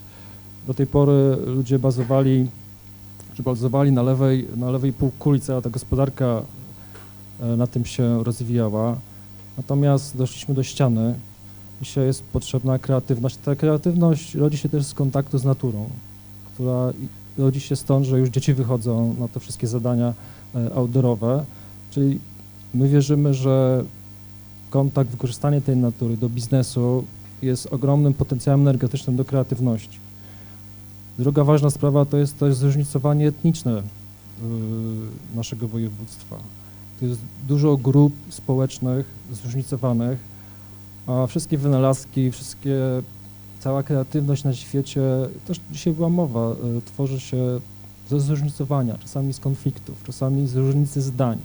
Czyli to, co wielu postrzega jako pewien minus, pan nazywa szansą, tak? Oczywiście szansą, natomiast tutaj wszędzie to wybrzmiało, żeby ten skarb wydobyć, to trzeba, mówiąc tu nawet językiem tym naukowym, ten mózg wprowadzić w pewien stan bezpieczeństwa, czyli budować takie bezpieczeństwo między ludźmi, żeby mogli współpracować, bezpiecznie rozmawiać, nie kłócić się, tylko po prostu pracować metodami kreatywnymi, burzy mózgów, budowania czegoś nowego, wieszania właśnie tego wszystkiego na wartościach, bo jeżeli powiesimy każdy temat wyżej niż problem, to ludzie są w stanie wygenerować mnóstwo nowych pomysłów. I ja myślę, że to jest też nowy kierunek zresztą po to tą konferencję organizowaliśmy, tak, żeby dzisiaj o tym zacząć rozmawiać, żeby puścić taką intencję, taką dużą szkołę Nobel zrobić między nami w naszym województwie, żebyśmy nie byli podzieleni urzędami, administracją, tylko żebyśmy byli złączeni taką misją, ideą, że chcemy tu budować kompetencje miękkie po to, żeby rozmawiać, po to, żeby być bardziej produktywnym, ale w sensie takim nie więcej pracować, tylko może tyle samo pracować, ale mniej w to wkładać wysiłku, tworzyć nowe rozwiązania, żebyśmy robili to po prostu z przyjemnością. To myślę, że to jest taka intencja tego spotkania i chcemy to finansować oczywiście z tego jeszcze okresu programowania i z przyszłego, tak? No właśnie, bo doszły mnie słuchy, szanowni państwo, myślę, że dla wielu z was będzie to bardzo ciekawa informacja. Lubicie pieniądze? Szczęścia nie dają, wiadomo, ale lubicie. No, kto kocha? Proszę, nauczyciel.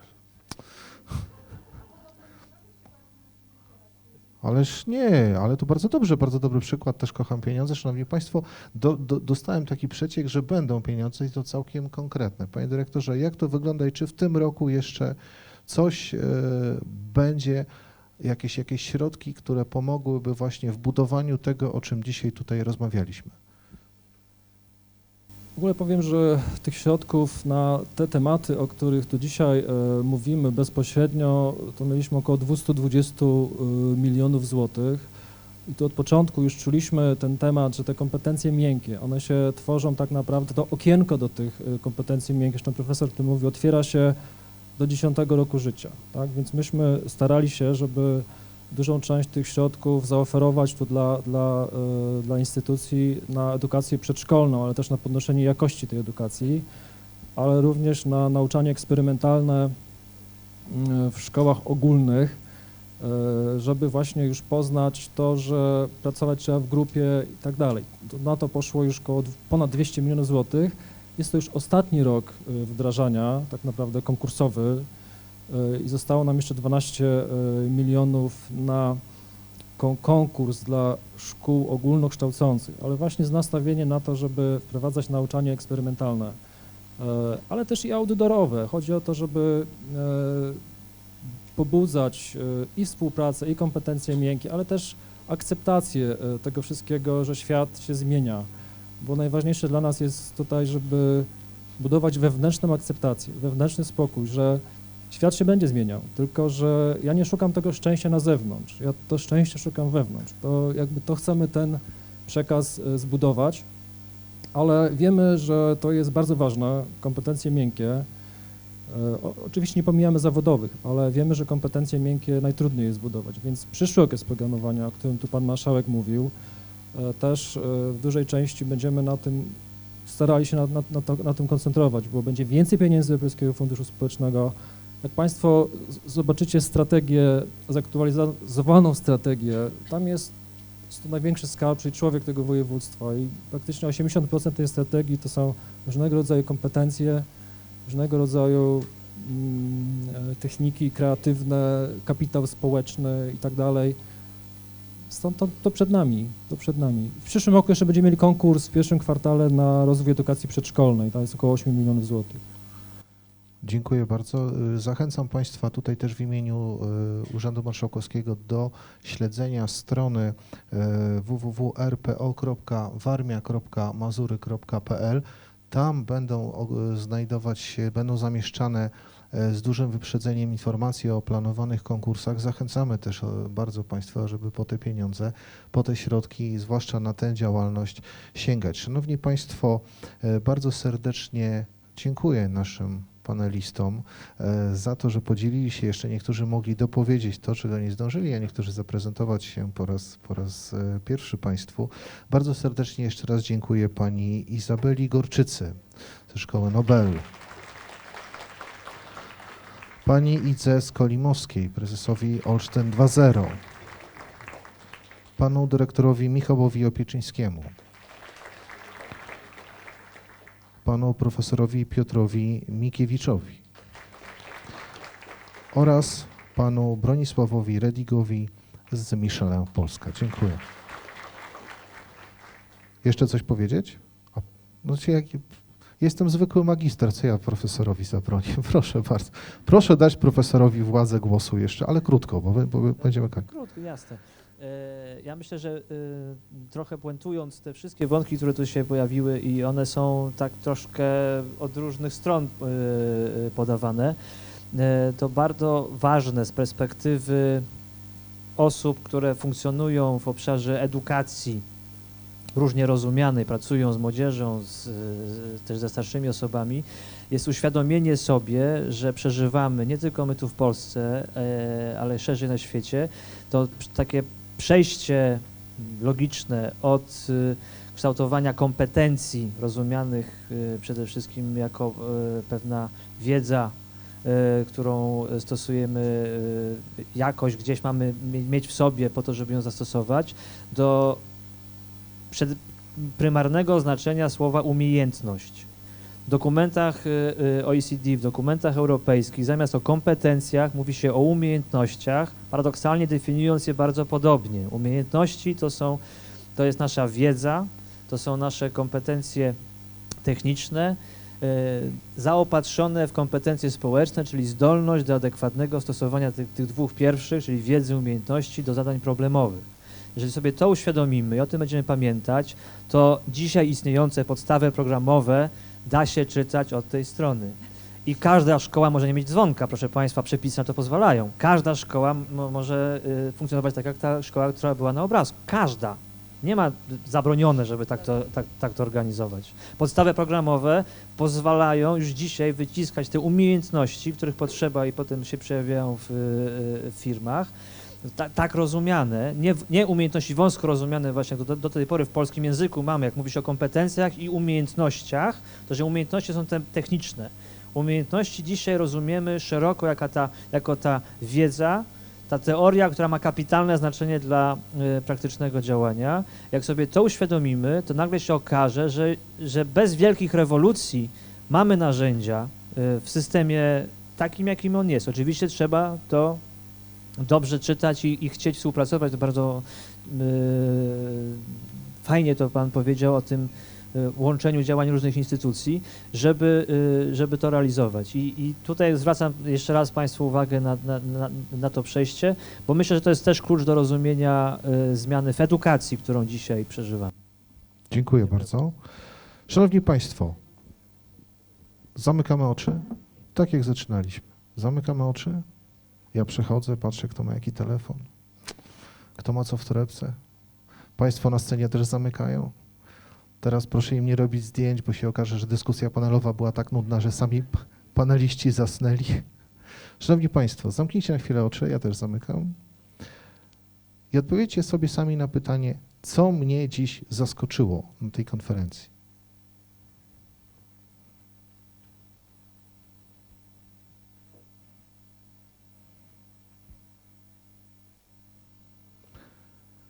A teraz odpowiedzieć sobie jeszcze na pytanie, czego się dziś na tej konferencji nauczyłem.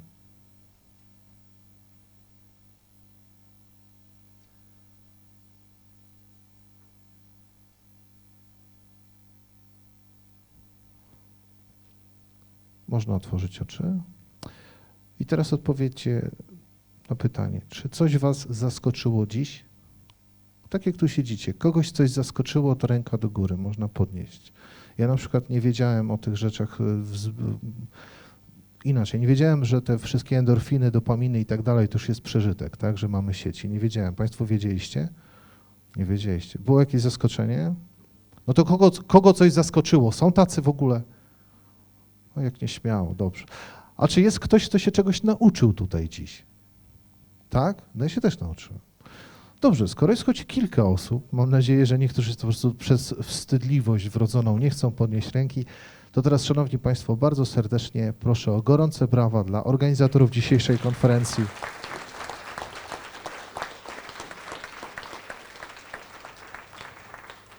Chciałem też podziękować paniom tłumaczkom z języka mówionego na język migowy. Gorące brawa dla nich.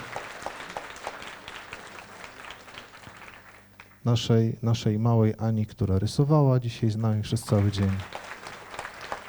Dziękujemy bardzo obsłudze technicznej, wszystkim Państwu, a teraz zapraszam Państwa na lunch. Smacznego. Pojawia się tablica. Konferencja zrealizowana przez Departament Koordynacji i Promocji Urzędu Marszałkowskiego Województwa Warmińsko-Mazurskiego